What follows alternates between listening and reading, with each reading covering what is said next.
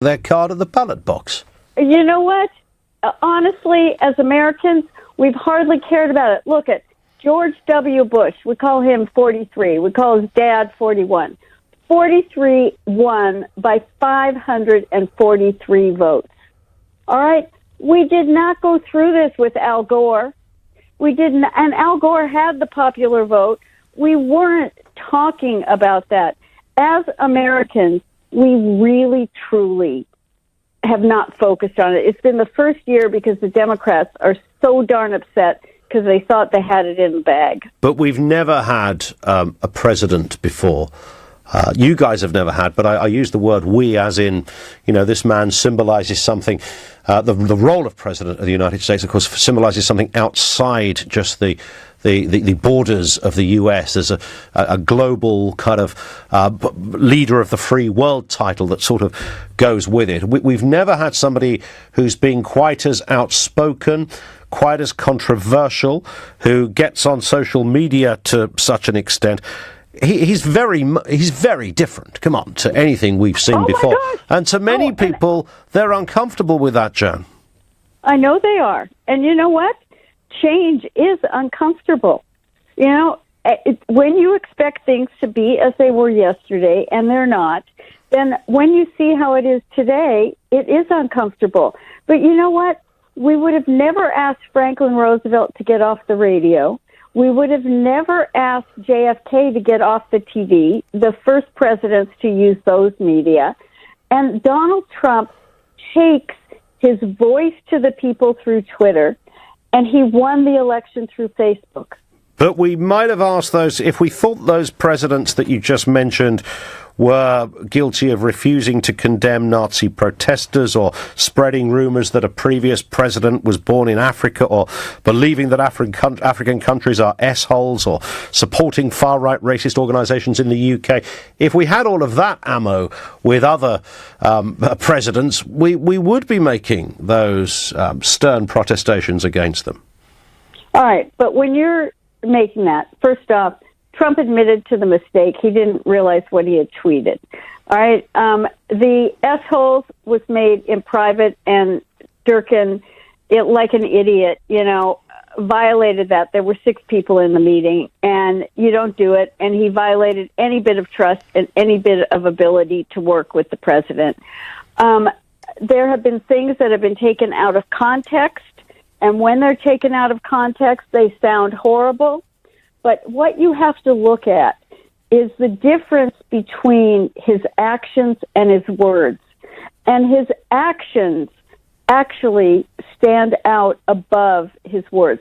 But the other part of it is he's fed up with political correctness, as many of us are, because it has stifled freedom of speech.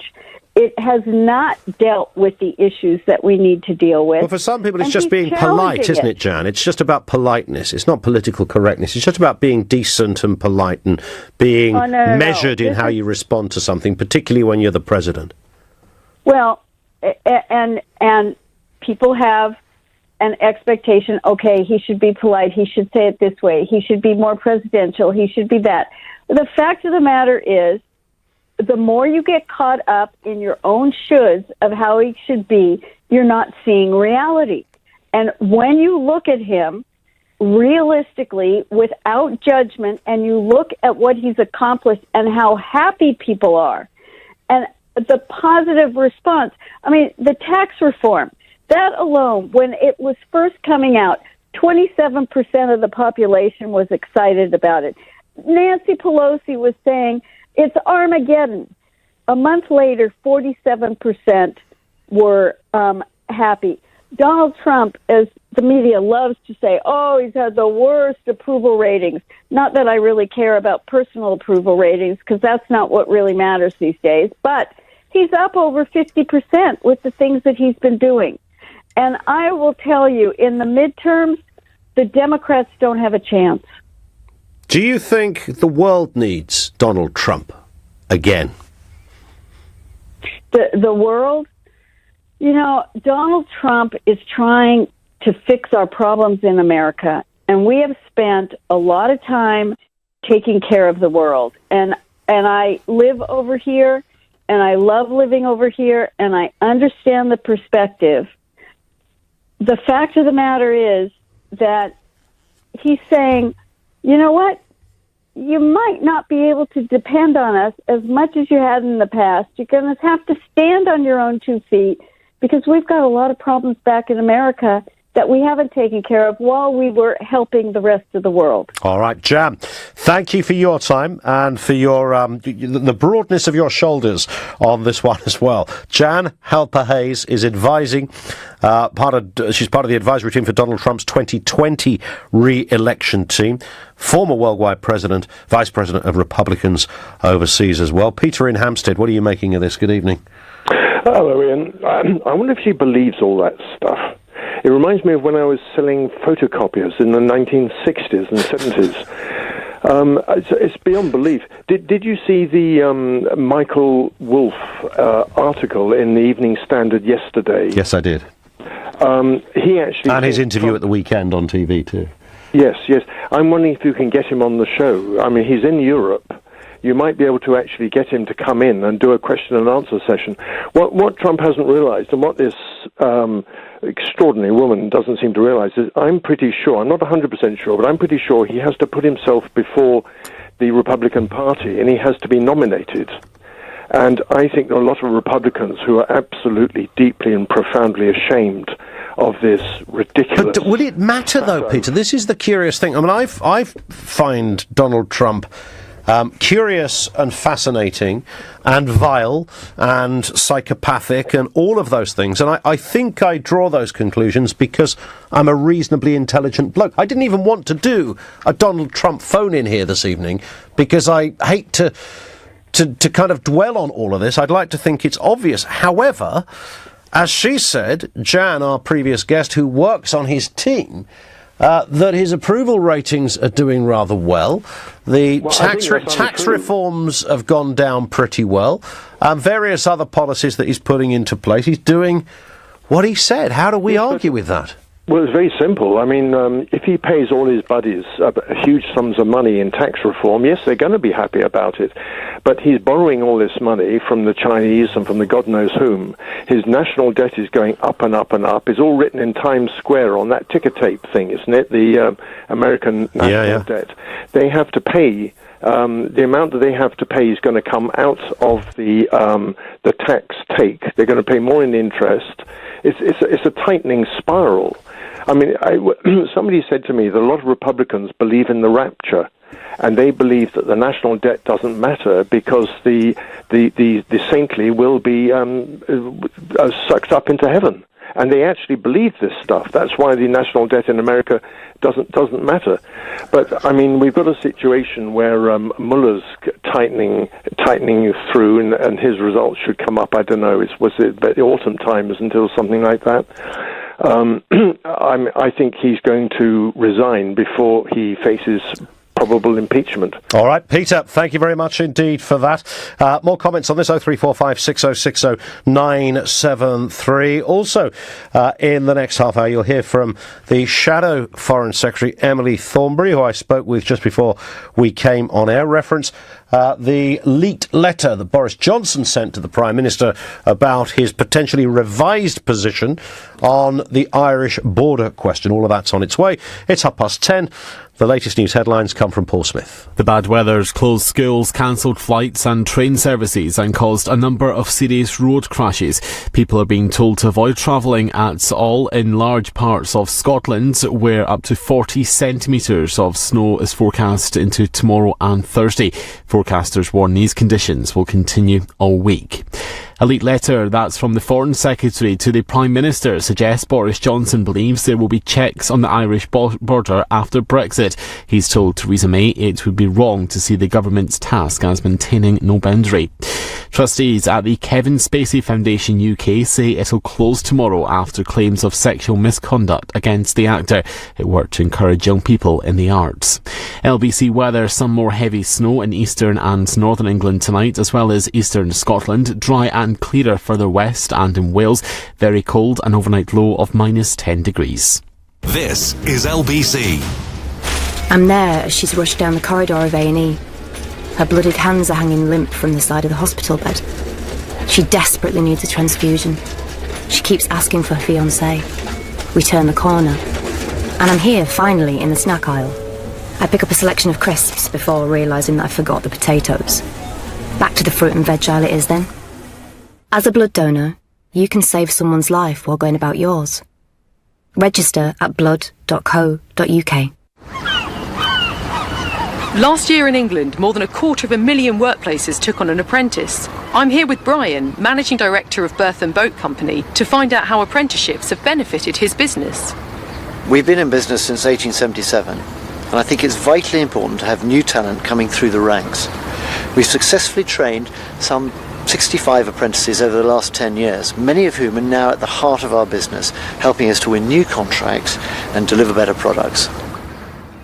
To find out how apprenticeships can work for your business, phone 08000 150 600 for free advice, or search Hire an Apprentice. The family member who was concerned, the neighbour who felt uneasy, the teacher who was worried, the coach who noticed at practice, and you. It's up to all of us to keep children safe. If you think a child may be at risk, report it to your local council, who can provide the support a child may need. If you think it, report it. Visit gov.uk/tackle child abuse to find out how. And together, we can tackle child abuse. Dad always looked out for me, from checking for monsters under the bed to telling me that Brian was a loser when he finished with me. He even looked out for me when he passed away last year. Turns out he'd already organised everything, so I didn't have to. At Co-op Funeral Care, we can help you spread the cost of your funeral plan, and if you pass away before completing all the instalments, we promise we won't collect the shortfall. That's the Co-op commitment, and it's unique. T's and C's apply. Visit coop.co.uk/co-op commitment. Nobody likes the unknown, especially when it comes to selling your home. So don't choose an estate agent, choose Property Rescue. They'll simply buy your property direct, which means you could exchange, with money in the bank, in just 48 hours. So, no need to worry about the unknown of selling on the open market. Get that just sold feeling with Property Rescue. Fast forward to peace of mind at propertyrescue.co.uk. Right now, you can drive off with Aviva car insurance rated 5-star by de facto from just £160 a year. And should you need us, our claims line is open 24/7. Get a quote today, direct from aviva.co.uk. 10% of customers paid £160 or less for our standard cover. August to October 2017. Priced individually. Ian Collins on LBC. More of your calls and comments on Trump in a second. We'll go to some snow-based calls too. Remember, commuters even have endured delays during this evening after a day of snowfall across Britain. The cold continues. There's been some terrible incidents for people losing their lives due to incidents on the roads today. Hundreds of trains cancelled, hundreds of schools closed. We know that flights have been affected. There are gritting issues. Rail companies are warning of more delays. Up to 40 centimetres of snow expected in some parts of Scotland. We'll cross later to our correspondent there and get a little more detail on that. This is pretty unprecedented stuff, even in those parts of Scotland that might traditionally think, well, it's winter, we get snow. This is clearly intensified the warnings around that. Your thoughts on where you are at the moment, whether it's blocked, stuck, or seeking advice in whatever respect. Carolyn is in Battersea. What are your thoughts, Carolyn? Good evening. Oh, good evening, Ian. Where have all the sand bins gone? People in cars aren't the only ones who need to get around. And in fact, local economies depend on pedestrians as much as car drivers. Yeah, the footfall. When I was a lot younger, there used to be sand bins. You could go and help yourself, and you could grit your own path and the pavement and your neighbour's pavement. I think I saw a sand bin today. But where? But I think I saw one in my neck of the woods near Bromley. I think I did. It's a long way for me to go to get some sand. Yeah, I could bring you a bucket up tomorrow evening. Oh, thank you. So these are the sort of plastic bins, yeah, with a lid, and you open it up and... That's right. Yeah, did I see one? Or maybe I was imagining things. Maybe it was I think you were just being sentimental and looking back at the past. It could be maybe just the new EU-designed post box I was looking at. Good grief. maybe it was that Lizzie Yarnell coming back from the Olympics or something they built as a tribute. But yes, you're right. I mean, there is clearly paths need to be gritted as well. Well, they do. I mean, people have really serious accidents, and breaking a hip and breaking bones costs the NHS a fortune. Apart from leaving people in their houses alone, I mean, they've probably stocked up like I do, sort of 4 or 5 days. You have some extra food, but you need to get out after that. What's it been like for you today, Carolyn? Have you... Lovely. I've been inside watching it come down, and then I went out dressed up like a Michelin lady with 5 sweaters on. Fantastic.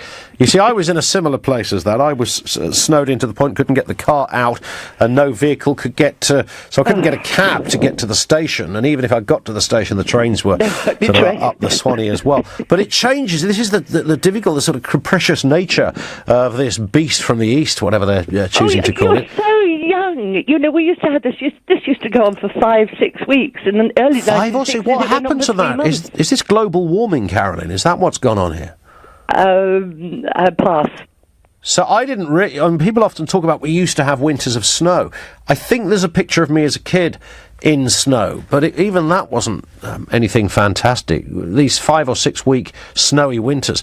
I do wonder. Carolyn, thank you, though, for that. I'm glad you managed to have an enjoyable day through the cold spell there. We'll take more of your calls and comments on that as well. 0345 6060973. It's worth saying, by the way, on a safety point about the gritting, I did see somebody, a local shop, gritting outside. Does it fall to local shops and businesses to grit the paths outside, or does that fall to somebody else? Because there's a strange... Is it an urban myth that if you clear your step of snow and then it ices over and somebody slips over, then you're responsible because you attempted to do something about it, whereas if you leave it... Something on those lines. But if you're a business, maybe you can tell us what procedure you're meant to take with gritting pavements as distinct from the gritting we hear about on the roads. Back to the comments on Trump. A couple of emails I'll do in just a second. Donald Trump announces his intention this evening to stand again for president in 2020. The most divisive, some might say ignorant man to ever grace the presence of the Oval Office. Another 5 years? This doesn't just affect America, it affects all of us. Aaron's in Newmarket. What are your thoughts, Aaron? Good evening. Hello, good evening. I think that, from a practical standpoint, he's has both houses of Congress, and they've really not accomplished much other than that tax break. So I think, in 2018, they're going to, if they don't lose the House, they'll come pretty close, and the Senate majority will be reduced. So for the country as a whole, I don't think he's going to be able... I mean, if he can't get anything done now, he's not going to be able to get it done in 2 years or 4. And I think... Well, but many people, as you will be aware, Aaron, I guess mostly Republicans, seem to believe he's sort of on track. He's doing rather well. What do you think their evidence is for that, other than the tax break? I think it comes down to what people are, they listen to news that, in silos, so they only listen to Fox News, or they only look at news on social media. And I think his performance is portrayed a lot differently in those areas than it is, through maybe more mainstream media, like yourselves or BBC or somebody like that. Yeah. But I think I just want to say one other thing is in terms of foreign policy as well, it would be a disaster because you look at what's happening in the Middle East, how we've got the Palestinians won't talk to us anymore because of what he's done. We're pretty much What has he done? Well, moving the capital. The capital to Jerusalem, I think tells everybody in the Middle East that he's not really impartial. He doesn't really care about... as you will know, you're an American, Aaron, yeah? Yes, I am. As you will know, every previous president has promised that, but just not delivered on it. Yeah, that's fine, but, to move your embassy there and formally recognize it is different. And I think that the outrage that caused means that we've got very little to say there now. And I think what's happening in Syria with the way the Russians and the Turks and the people from Turkey and Iran are basically running the show now. I mean, in another 4 years, what's going to happen with the Chinese? I mean, they're going to, extend their reach in Asia. And what do we have to look forward to? What leadership do we have? But is it? I mean, you mentioned foreign policy. One of the criticisms that Donald Trump levelled at previous administrations, possibly Republican as well as Democrat, is that they meddled in other countries, and whether it was George Bush or Barack Obama, even Bill Clinton, throughout those tenures in the White House, bombs were dropping every day, drones were flying. Even if we didn't always read about it in the headlines, they were there. And Trump has taken a more autonomous line, hasn't he? He said, hang on, this, we have no interest in this. We will put America first. That's been his slogan. And he believes that whatever he does should be in the interest of America, and he's not going to monkey around with bombing other countries. That seems to be the mood music. Well, I don't know. I don't know if I agree with that. I think that if you look at the world's a complicated place. And the performance of past presidents indicates that. To take a simplistic view that, we can just retreat back behind the Atlantic and the Pacific Ocean is ridiculous. As the world moves forward with the rise of China and this disruption in the Middle East, we are going to need somebody who has the mental capacity to understand those issues and at least, try to navigate, a sensible course for the United States. And the very last thing in terms of foreign policy, I think, I've listened to LBC a while, and people always call in and rail about the United States and its foreign policy and the rest of it. But I think in general, over the last 50 years, the United States has been more often than not, a bit of a moral compass for the rest of the world. And I know that people can point out exceptions and the rest of it, but what we have now is absolutely ridiculous. I mean, this man is an ignorant fool, and he's a simpleton who doesn't understand the world, has represents the worst. But is that just how you want to see him, Aaron? I'm assuming you're a Democrat. Well, no, I liked McCain. I did. I think that McCain was a good man. I didn't agree with all his policies. If you look at, we'll take gun control, for example, because that's been in the news recently. Reagan, called for sensible gun control in terms of, you can't go out and buy a machine gun, but he wasn't going to restrict people's Second Amendment rights. That's completely, that's a reasonable position. But now I think, both parties really, they talk on the fringes. So you have somebody like Trump who's not going to do he's not going to do anything with regard to that. So it's not really how I choose to see it. Of course, I don't agree with him, but I think that his performance is there for everybody to see. Well, today he announced his intention to stand again. Just give us a name, Aaron, very quickly, who the Democrats should be looking at to put up against him. Well, I hope it's I hope it's not Oprah, because if it is, I'm just going to mail back my passport, because I think it's absolutely Oprah ridiculous. versus Donald. I mean, this is the stuff of reality TV, literally reality TV. Aaron, thank you. Great call. Julian says, the trouble with Trump is that he could be the most successful president of all time, but people won't remember that. People will remember that America had the most hideous and embarrassing president, and that he's a reflection of the American people. There is no one who could say with a highly intelligent and astute and likeable guy, no one who could say what a highly intelligent and astute and likeable guy he is. He is well known as a racist president. I would rather be remembered for Mrs. May, says Julian in Bushy. Julian, thank you for that. 0345 6060 973. On to domestic matters. Boris Johnson, according to a leaked memo to the Prime Minister, appears to have either shifted or suggesting a new position on the Northern Ireland Republican border. Is it a change in tone? Is it just a suggestion? I put all of that to the Shadow Foreign Secretary Emily Thornberry just before we came on air, and we'll hear from her next. This is LBC. Sorry, Mrs. Mills. Your boiler needs replacing. Oh no, what would you recommend? Well, I see you've got a Bosch washing machine. Yes, it's never let me down. Exactly. I'd recommend a Worcester Bosch Green Star 29 CDI. It's really reliable, and it's been awarded a Best Buy from Which. And with a Bosch Easy Control, you can even adjust the heating from your phone. So simple, your cat could do it. To find your new boiler, a local installer, and receive up to a 10-year guarantee, search Warm as Worcester. You started your business with courage. A bold step to do things your way. When it gets tough, it's your restless determination that keeps it going. We get it, because we're restless too. Running a business isn't easy, but with AXA, protecting it is. Imagine tailoring your insurance to your needs. Whether you're a plumber or an accountant, we can help you choose the cover that helps you take on tomorrow. Search AXA Business Stories. We're restless for a reason. Terms and conditions apply. What are the best things about working for yourself? Being the boss? Setting your own hours? Every day is bring your dog to work day? Bet you didn't say invoicing.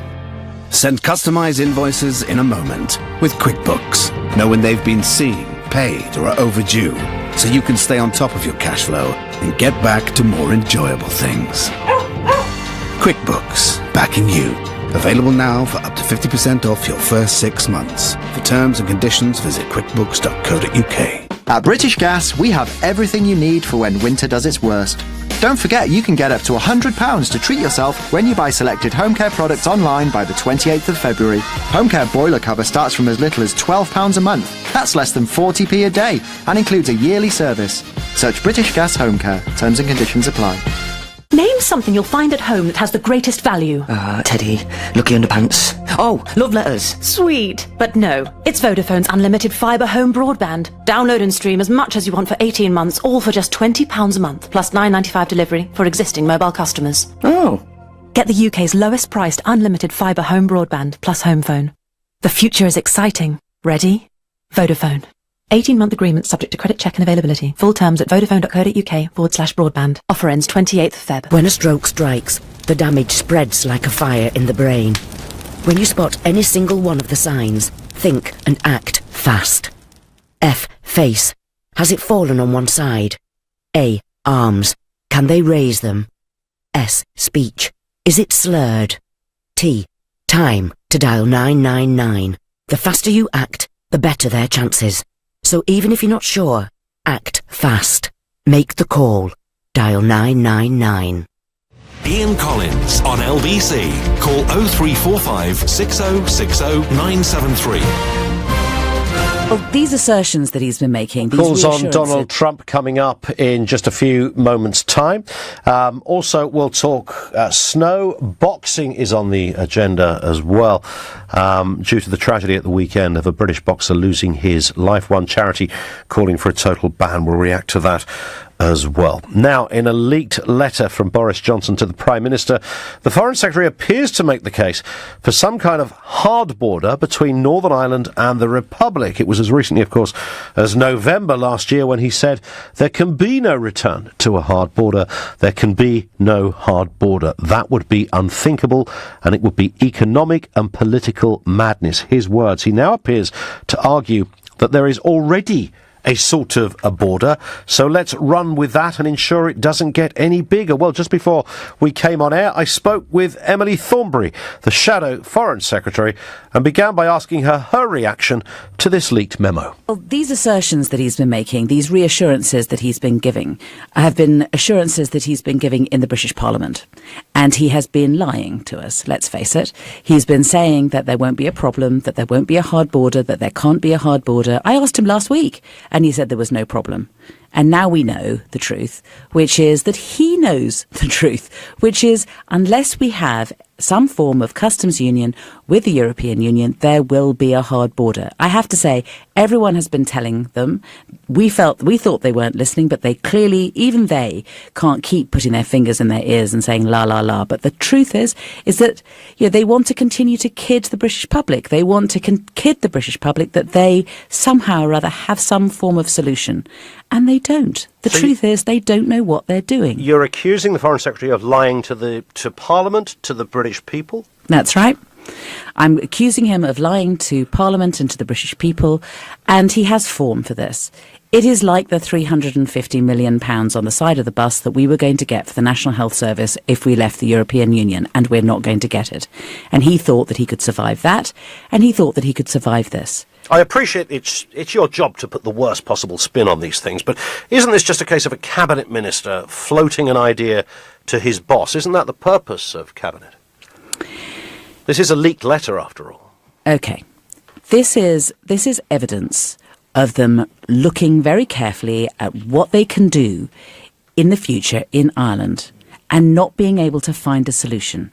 They promised the European Union over Christmas that they would find a solution, that there would be a soft border. They said that the divorce arrangement would mean that there would be a soft border in Ireland and that they would come up with something. And tomorrow we're going to hear from the European Union what they think of that, because they have to go forward, because they have to look after the south of Ireland. So they have to have some sort of agreement that is going to protect the south of Ireland and that we must not go back to the Troubles. So how are they going to do that? They're essentially, from what we hear, are going to say it's a customs union or nothing. And if you won't agree to a customs union between the north and the south, then there'll have to be a customs union in the Irish Sea. Now, clearly we can't agree to that because Northern Ireland is part of the United Kingdom and can't be treated as a separate entity, which is why we need to have a customs union on the Irish border. And that's one of the reasons why the Labour Party have come up with the solution that we have, which is that we must accept that for the sake of peace in Ireland, for the sake of our economy, for the sake of jobs in this country, we need to remain in a customs union with the European Union. He appears to be arguing that, in fact, the job of government should be to make sure that the border doesn't get any bigger. There's sort of an invisible border there already. He cited the congestion charge as a sort of an example of how you can digitally administer business without people even realising it and not seeing so much as a barrier or a booth anywhere on the turf there. Is that really just a man telling lies, or is that just a guy floating an idea of how it could work, bearing in mind the contention and the difficulties surrounding this from all parties and all walks of the Brexit life at the moment? It's so ridiculous. I feel loath even to get drawn into this. You know, one of the promises that they have made is that there will not be cameras on the border. Now, for those of us who have to pay the custom charge, we know that the reason we have to pay it is because there's a camera that catches us as we drive from Islington or Camden into Westminster. And he knows that, and I know that, and everybody knows that. So why is he even, wasting his breath talking like this? He talks nonsense, and he tries to distract people. We have to focus on what is important: peace in Ireland and looking after the jobs of our kids. In terms of where your party is at the moment, you mentioned the customs union. Is this a permanent position for Labour, or will this change again? We have been talking about how we think that a customs union is a viable option. We have been looking at other options, and we have not been able to find another one, which is why we have come out clearly and said there is no other solution than a customs union. We have thought about this deeply, and we have discussed it, and we are a united party in relation to this. So why was it so bad last year that Jeremy Corbyn fired 3 shadow ministers? That was about the single market. And the customs union. No. So there's a difference between us remaining in the single market and remaining in the customs union. The customs union is about goods, right? And so it's a fairly limited part of our being in the European Union. The single market is more complex, and it involves the 4 freedoms, which includes the freedom of movement. And obviously our difficulty with that is that we can't pretend that the referendum didn't include a big and important debate about immigration in this country. And we know that we have to move from freedom of movement to fair rules and managed migration. Emily Thornberry speaking with me earlier with reference to this leaked letter that Boris Johnson has sent to the Prime Minister, outlining perhaps another way at looking at the Irish border. Strong words. She said Boris Johnson has lied to Parliament and to the public. She was unequivocal on that point. Should be said as well that, in fact, Jeremy Corbyn, who sacked 3 front benchers because they voted against the party in favour of the Queen's Speech Amendment, which called for Britain to remain in the customs union and the single market. So I have to pick her up again on that point. It was indeed the customs union and the single market. Make of that what you will. 0345 6060 973. We'll be across to the Highways Agency in the next hour as well. More of your calls on the perils of a British winter. But not just any British winter. I mean, this is exceptional stuff. And Donald Trump announced this evening that he will stand again in 2020. The most divisive and ignorant man we've ever seen in the Oval Office. Does the wider world need that? Mike's in Bridgend. Mike, good evening. Hello there, Ian. And I was happy to hold there because I really enjoyed speaking to you, but it was painful to have to listen to Emily Thornberry. It just on a side note, it just really... She speaks so well of you, Mike, I should say. I just find... Remember when she got into trouble for kind of just putting that condescending picture of some guy with a flag up? Yeah, I've already had lots of texts about exactly that. The Rochester St George's flag debacle. No big deal, that. Remember it well, of course. So Donald Trump, and there's a divisive character for you. What about him? Yeah, I just find so far, currently, at the current state of play, what great damage has he done currently? Everybody's turning around and saying he's kind of analogous to Genghis Khan, and literally he's... people bandy around the word psychopath, which is a very... I don't think he's Adolf Hitler, by the way. I think that is always a pretty dangerous area when people try to go there. I mean, being a psychopath, bearing in mind the word psychopath can be used for bank managers and heads of business and people who sort of tend to lack empathy. Does he not strike you as sort of grade A psychopathic in that respect? Well, what I do find funny is that people do say that a lot of people in high positions have got a psychopathy or an element of it. But I just think the way that they're more or less presenting the wide, a very large number of people who are psychopaths in power. He might well have psychopathic traits, but people who aren't people who aren't medically trained and haven't actually examined the man and then diagnosing him.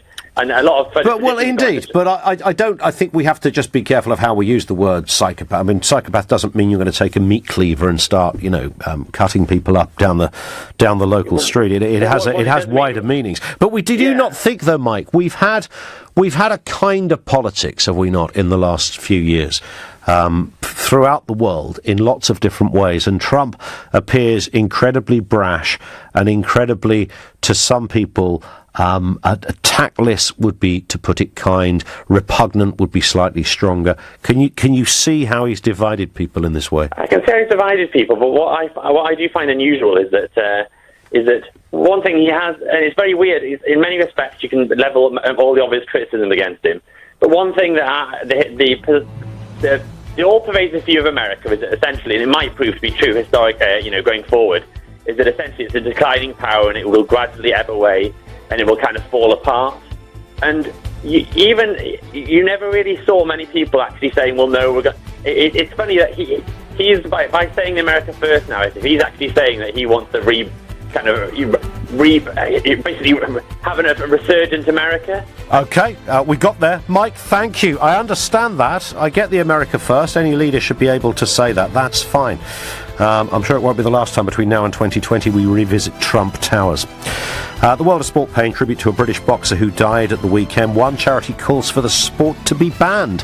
Is that now the best way forward? That's next. On FM, online, on your mobile and on digital radio. Leading Britain's conversation. This is LBC. From Global's newsroom at 11 o'clock. At least 500 homes are without power in Northumbria tonight as heavy snow sweeps across Britain. Police in Cowgate have declared a major incident. In Scotland, people are being told to avoid travelling in large parts where up to 40 centimetres of snow's forecast into tomorrow and Thursday. A current amber weather warning could be upgraded to the highest level of red as the government's warning of likely treacherous conditions. 4 people have died near Peterborough with reports of hundreds of other road crashes in ice and snow across the UK. As temperatures could fall to -10 overnight in the southeast, London's Mayor Sadiq Khan's told LBC he's taken action to help rough sleepers. I instructed over the weekend for our shelters to be open throughout the course of this week. There's an app called Street Link. Please use that if you see a rough sleeper. We will send an outreach worker to meet with them and to take them to a place of warmth. It's going to be really, really cold still over the next few days. We've got to look out for people who are vulnerable. A leaked Foreign Office letter suggests Boris Johnson believes a hard border may be reintroduced between Northern Ireland and the Republic after Brexit. He's written to the Prime Minister and said the government should not see its task as ensuring no barrier, but to guarantee the barrier doesn't get harder. Shadow Foreign Secretary Emily Thornberry has told LBC Mr Johnson has lied to the British public. He's been saying that there won't be a problem, that there won't be a hard border, that there can't be a hard border. I asked him last week and he said there was no problem.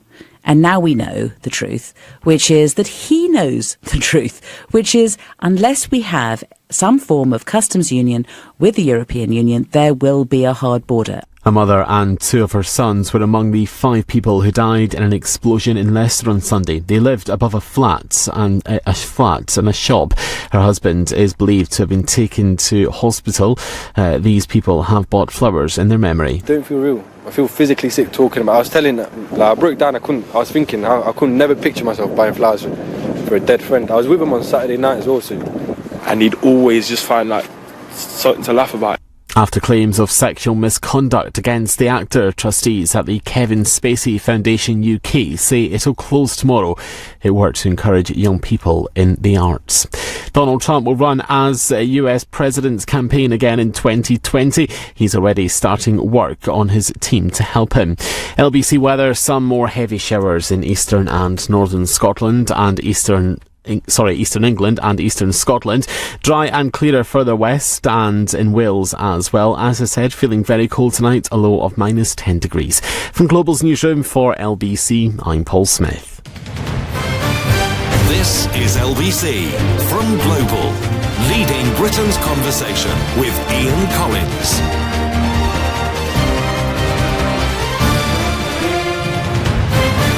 Two things that are absolutely bad for your health, too much fatty, sugary food and boxing. We'll discuss both of those in a few moments' time for the remainder of the programme. Lots, of course, to get in from you as well. Lines open, 0345 6060 973. We continue, of course, we thread this theme throughout the course of the programme. That is the extraordinary weather that is happening around the UK at the moment. I mentioned when I left for work in my neck of the woods, it was -3 at 6 o'clock. I just checked, it's -7 now. I don't think I've ever known it -7 in Bromley. Has it ever been -7 in that neck of the... Extraordinary. That word again. We will continue in that vein and take your calls on the perils, the pitfalls, where you might be, what is broken, what are you not being able to get through, etc. 0345 6060 973. Kirsty Gosling is the operations manager for the South East for Highways England. Kirsty, good evening to you. Good evening. Nice to have you. Well, it's been a perilous day. I mean, I just mentioned there being -7 in some parts of Kent, for goodness sake. I mean, this is real winter weather. You're right. It is absolutely freezing out there. We've been working with Highways England have been working with the Met Office now since Sunday evening. And as you know, we've had significant snowfall and some flurries this evening and some heavy snow, particularly around the M20 and the M2. Very pleased to say that our gritters and ploughs have been out on the roads since Sunday. We are continually gritting. We have over 500 nationally gritting around the country. Particularly in Kent, we have 23. Now our gritters and ploughs are continually going around the network to ensure that our roads are safe for those that are travelling. If I could just say, please consider if your journey is essential. If it is, then be prepared for bad weather. As you say, this bad weather is with us now for a few days. Please pack warm clothes, make sure you have food and drink and a blanket. And also, be safe, drive according to the road conditions and keep your distance and plan your journey. Listen to your local radio station for any news updates on traffic or weather. Listen, it's great advice. Kirsty, thank you for that. Kirsty Gosling, Operations Manager for the South East for Highways England. Of course, this story started there. This time yesterday, we were warning of terrible snow in Kent. Then we heard that it could be the northeast as well. It's curious, if you look at the map of how this is sort of divided out, there are, in terms of snow and the worst weather, there doesn't just seem to be one part. There's often a line you draw across the country or a diagonal line one way or the other. This seems to be playing out in such curious geographical parts of the country. It's had a huge effect, of course, with the closure of schools, the cancellation of flights, of rail journeys as well. There's been multiple hundreds of accidents on the roads. There's been 4 deaths that are seen to be associated with this weather as well.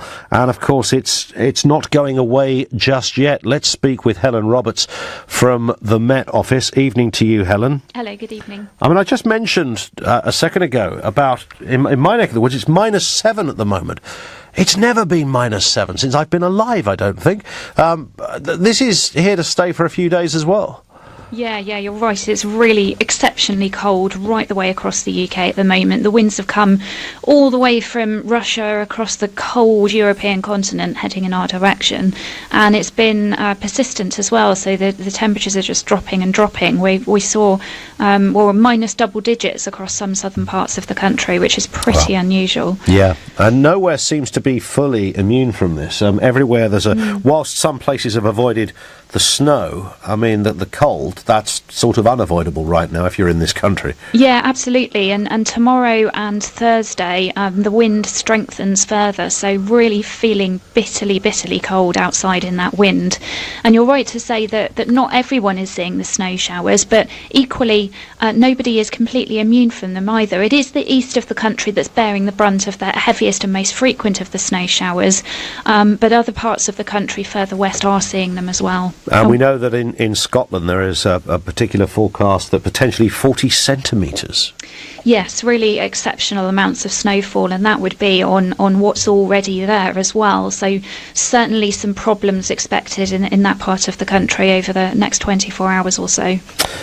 Listen, thank you, Helen, for that. Helen Roberts from the Met Office. You heard it there. Scotland's going to be taking this one particularly badly. 40 centimetres of snow there. Mostly, again, that curious sort of geographic divide there.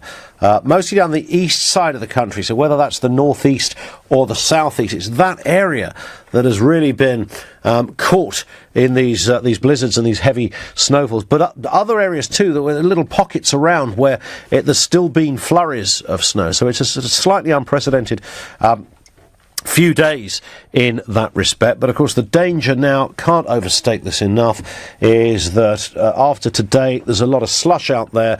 It's now gone so cold, down to -5, 6, 7, double digits, she said from the Met Office, in some parts of the UK. And of course that means driving conditions get ever more perilous. 0345 6060 973. If you're out in it, around in that neck of the woods, have a story in conjunction with this, we'd love to hear your calls.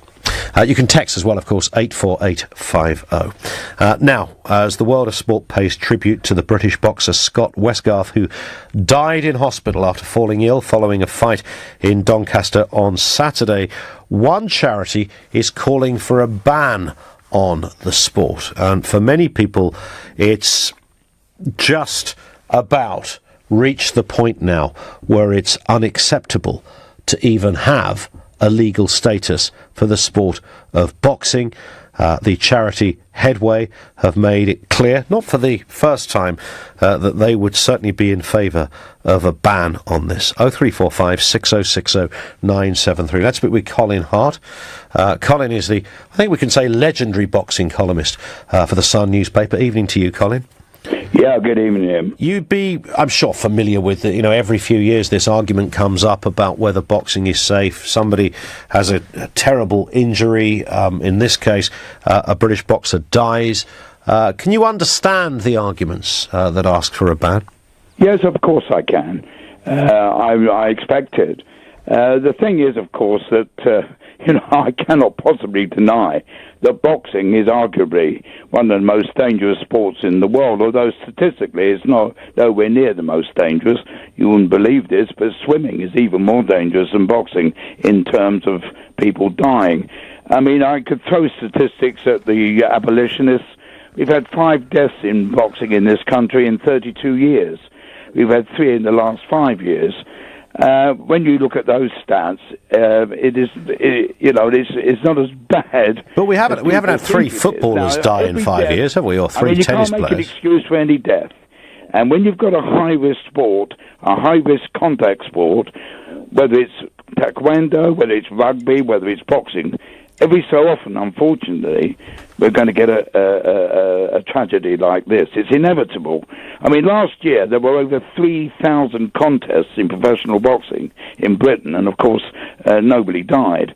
Now, you can abolish it, and if you do abolish it, it's going to go underground. If it doesn't go underground, young men are going to go on board and fight, where they're nowhere near as well looked after as they are in Britain. Britain's health regulations regarding boxing is second to none in the world. But as I say, you cannot legislate for accidents happening every so often in a high-risk sport. I think we all sort of understand that, but it is still, nonetheless, it sits in a rather curious place, doesn't it? This sport where the overarching intent of the sport is to render your opponent unconscious. I mean, you're literally knocking the brain cells out of each other. No, I disagree with that. I mean, you can say that, but. But what's a knockout if it's not unconscious? Well, I mean, yes, a knockout it's a byproduct. Most fights, the vast majority of fights, don't end in knockouts. They go to distance and people win on points. If a knockout comes along, it's a byproduct of the sport. Every boxer wants a knockout, Colin, don't they? Pardon? Every boxer wants a knockout, don't they? Well, when they hop in that ring, they're hoping to one-up their opponent so hard they knock them out. Well, knockouts do happen, and of course, knockouts are the ones that excite the crowd more than the points win. Sure. But now we're talking about, look, Curtis Woodhouse was a former British champion, and he probably summed it up beautifully this morning on the rival radio channel. I won't mention the name, I upset you. What Woodhouse said was that morally, it is very difficult to defend, but boxing does far more good than harm. For one thing, Dillian White, who is a heavyweight fighter, who is fighting a big fight at the O2 Arena in London at the end of March. I was talking to him yesterday. He was born in Jamaica. He was running wild on the streets of South London when he was a kid. He was stabbed at 13. I think he was shot at 15. And he said, but for boxing, I'll be a dead man. But we often hear that. There's been films made. I think Bob Hoskins made a film based on that. I can't remember what it was called now, but there's been sort of a lot of that romanticizing. Takes the street kid and puts him. And to many, Colin, and this is your world, you understand it. But to many on the outside, it always seems curious that the way you address somebody potentially going into a life of violence is to stick them in a boxing ring and tell somebody to smack them in the chops. I mean, that does seem to many a little strange. Yeah, listen, boxers, there is a certain touch of insanity amongst all boxers. Otherwise, they wouldn't do what they're doing. Now, this week, Thursday, Friday and Saturday, there are 11 boxing shows in England and Scotland.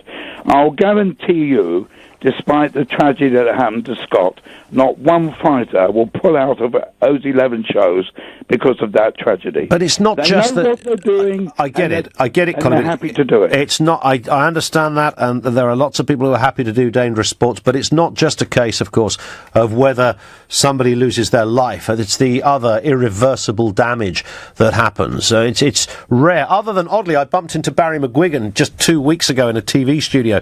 Barry, as you will know, Colin, is always very verbal and compos mentis. He seems to be one of the lucky ones in that respect, because it's almost impossible to hold a reasonable conversation with a retired boxer these days. Because what, Ian, you haven't met many boxers if you say a ridiculous thing like that. Their brain is brain has been pumped so badly by someone else's fist. It doesn't. Really? Well, how many rugby players do you know? I'll tell you what. Steve Collins, the former world middleweight and super middleweight champion, his son was a brilliant rugby player, played for London Irish and the championship winning team in Dublin. And his son decided he wanted to be a professional boxer. And I said to Steve, what do you think about it? He said, I'm delighted. He's safer boxing than he is playing rugby. And on that point, Colin, you've been fabulous, as I knew you would be. Thank you, sir. Legendary boxing columnist for the Sun newspaper.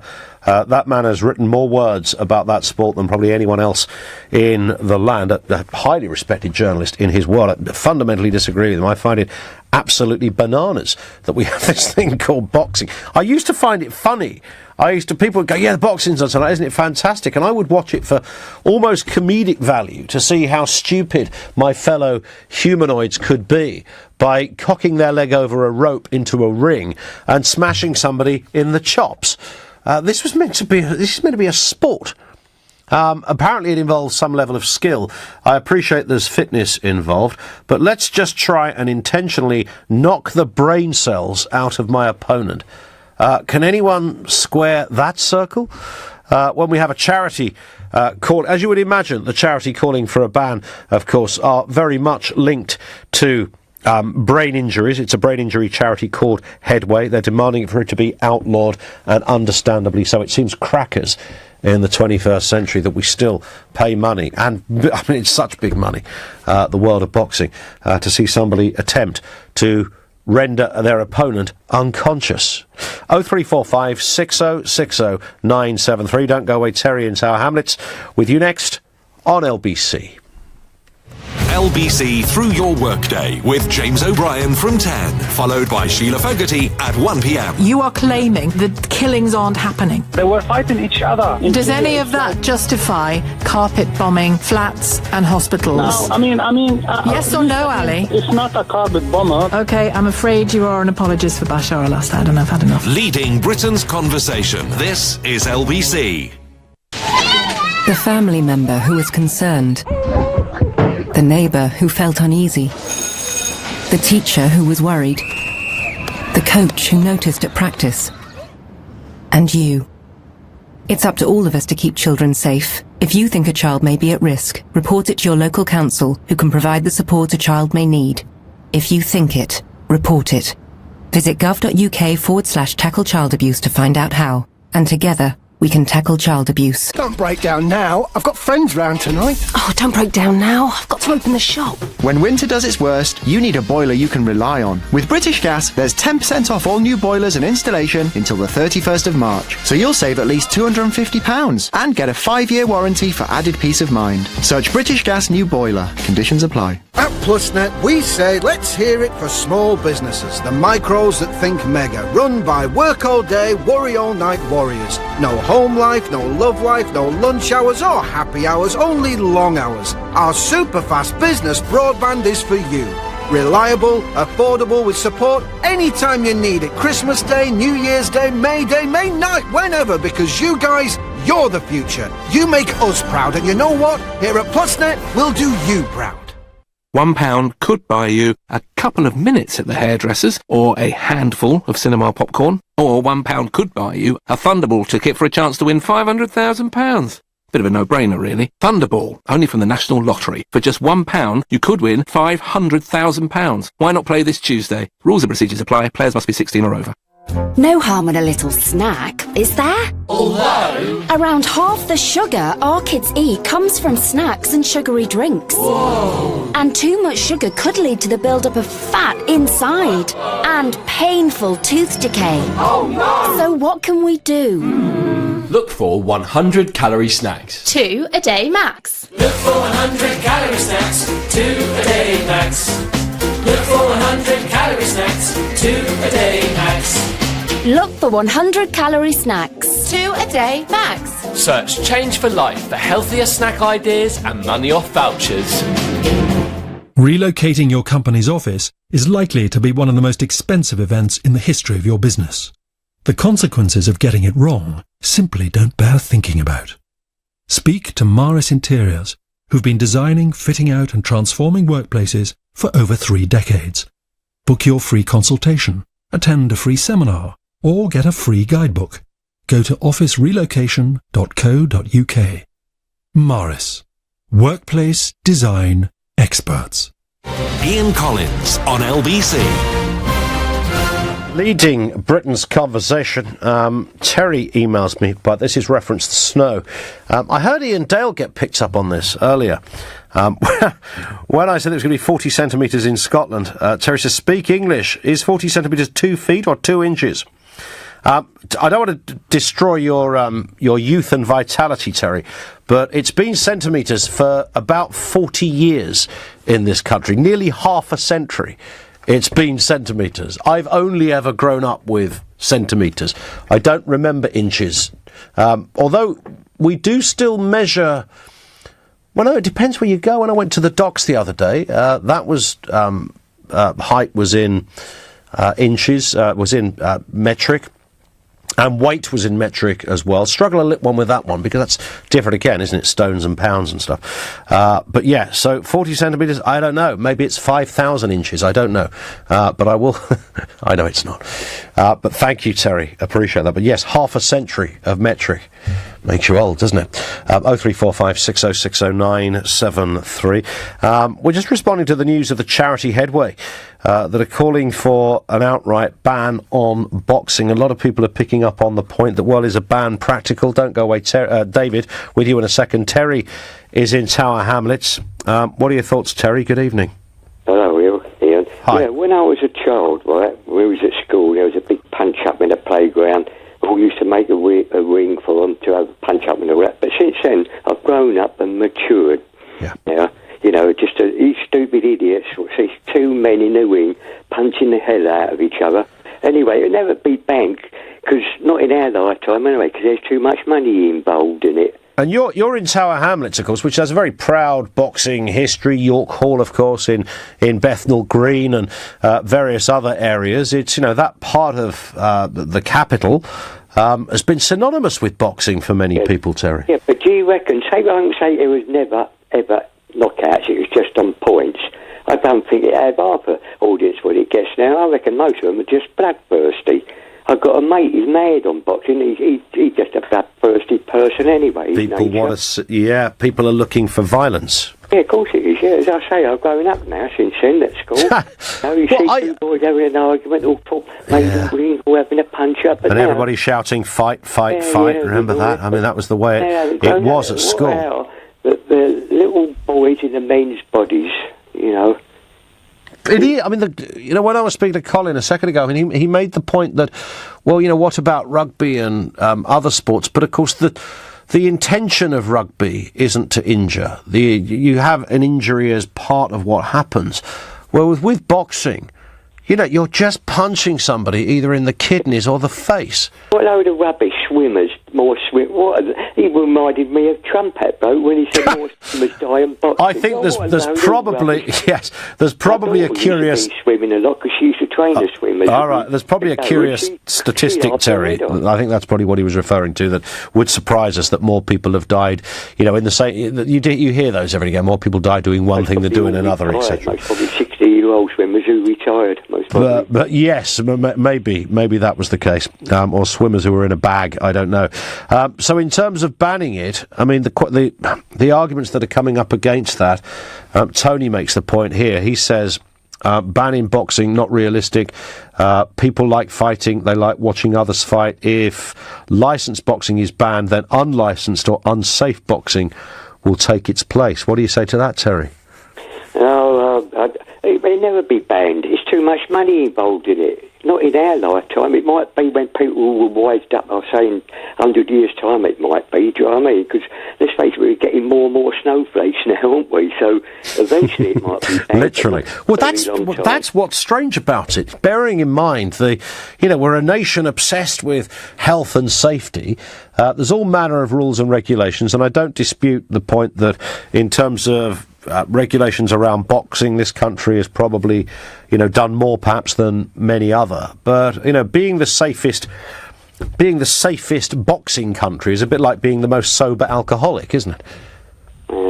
Doesn't seem to make sense. Terry, thank you, sir, for that. Terry in Tower Hamlets, 0345 6060 973. I'm still curious that it exists as a sport. I used to just find it a bit funny. I'd turn on the TV and there'd be a boxing... I've never been... it's fight night tonight, let's stay up and watch that and pay Sky 50 quid or something to watch 30 seconds of a fight.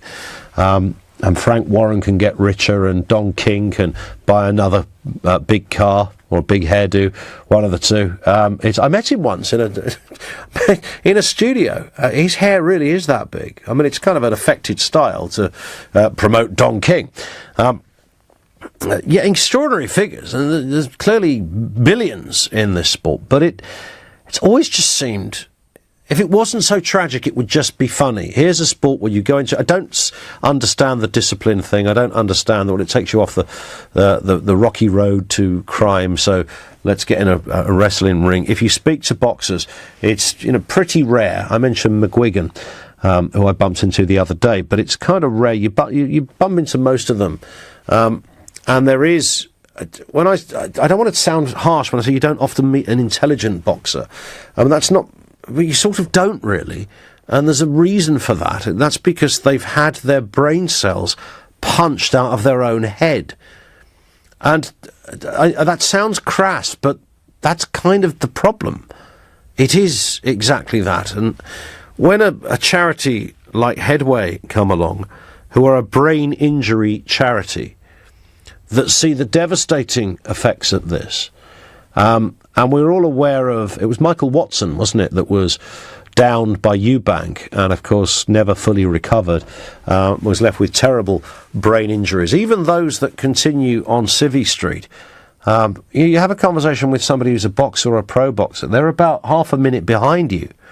And that's on a good day. And that sort of tends to be a downward spiral. You're having the living daylights punched out of you in the name of sport. And I don't think it's over-cynical to wonder whether that's a very good idea.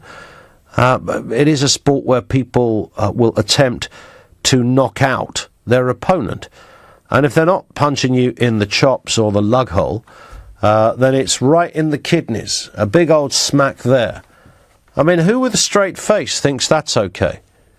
How do we begin the process of saying, yeah, this is logical? There are manoeuvres within the boxing world that will tell you to punch there or there or there to weaken or dilute your opponent's strength or to wrong foot them in a way. And this, of course, is based on many things, including pain. If I smash him one right there, then he's darn sure to either move or drop. Now, that just seems to me completely at odds with a civilised society. And the idea that we have to keep it going, otherwise it will just go underground. It's still underground. It's already underground. You've even got the bare-knuckle stuff that goes on in some places. It's already underground. So in that respect, I don't think we're about to make any big changes. People who want their boxing in a slightly rawer fashion. I went a couple of years ago, about 2 years ago, I went down to the Elephant and Castle down in South London, and there were some matches there. There were mostly young guys fighting, and there was a female fighter. I'm pretty sure she used to work for Boris Johnson or something. The guy I was with, it was sort of two couples we went along. It was a great night. It was kind of interesting. It was a little bit spit and sawdust, but that was sort of part of it. So there were a couple of women's bouts, and then there were the sort of younger lads, 15, 16, just getting into it, trying to get some experience. And the atmosphere was, it's kind of interesting. It's a bit threatening. It's a bit sweaty. It's meant to be, there's an atmosphere. I get all of that. But ultimately, you're in a ring being beaten up. And that's the intention of it. And when a charity says, I think we should ban this because a man has just died, statistically, okay, this is rare. Not so rare to have your basic fundamental thoughts and brain operation knocked sideways. That is rather more common. 0345 6060 973. Could we not just at least agree, and don't go away, David, in Ware, I will speak to you in a sec, can we not just agree, even if you're pro-boxing, that it's a bit stupid and rather dangerous? Can we not at least agree on that? That to put yourself in that position is not necessarily the best advice. We'll talk to David in a second. Also, Corrie Martin, who's LBC's reporter based in Scotland. We'll get Corrie's response to the Incredible news that, I say incredible, parts of Scotland get snow every winter. 40 centimetres on their way potentially over the next few hours. More on that from Corey Martin on LBC. First, the news headlines from Paul Smith. Snow has caused disruption across large parts of the UK today, with Northern England and Scotland expected to bear the brunt of it tomorrow. At least 500 homes are without power in Newcastle tonight. Police in Cowgate have declared a major incident. Boris Johnson appears to have told the Prime Minister it is wrong to see the task as maintaining no border on the island of Ireland after Brexit. A leaked letter from the Foreign Secretary says the aim should be to stop it becoming significantly harder. We're told Sunday's explosion at a shop in Leicester killed a mother and her 2 sons. They were living in the flat above. LBC weather: some more heavy snow in eastern and northern England and eastern Scotland tonight. Drier and clearer further west and in Wales. Feeling very cold with an overnight low of -10 degrees. This is LBC. Anyone can be caught out by a highly sophisticated investment or pension scam. So here's Mark Stewart from the Financial Conduct Authority with some advice on what to look out for. They will always sound plausible, and their first object when they're talking to you is to try and win your trust. And there's no better way to win someone's trust than to make someone feel as though they're talking to an absolute expert, someone who knows what they're talking about. And of course, all of that is designed to obscure the reality that they are, in fact, fraudsters. Before investing, always check the warning list from the Financial Conduct Authority. Be a scam smart investor. Visit fca.org.uk/scamsmart. It's freezing. I can't feel my fingers. You won't be able to hold a cheese toasty then? No, I can manage that. Cathedral City Mature and Lighter Cheddar are now half price at just £2.50 each. Another great deal for you from the Co-op. Was £5. Participating stores only, subject to availability. Offer ends 13th March 2018. Your future is here. The Global Academy, a forward-thinking state school for 14 to 19-year-olds interested in a media career. Visit globalacademy.com to find out more. I start with an O. I end with a Y. I'm the second biggest preventable cause of cancer. What am I?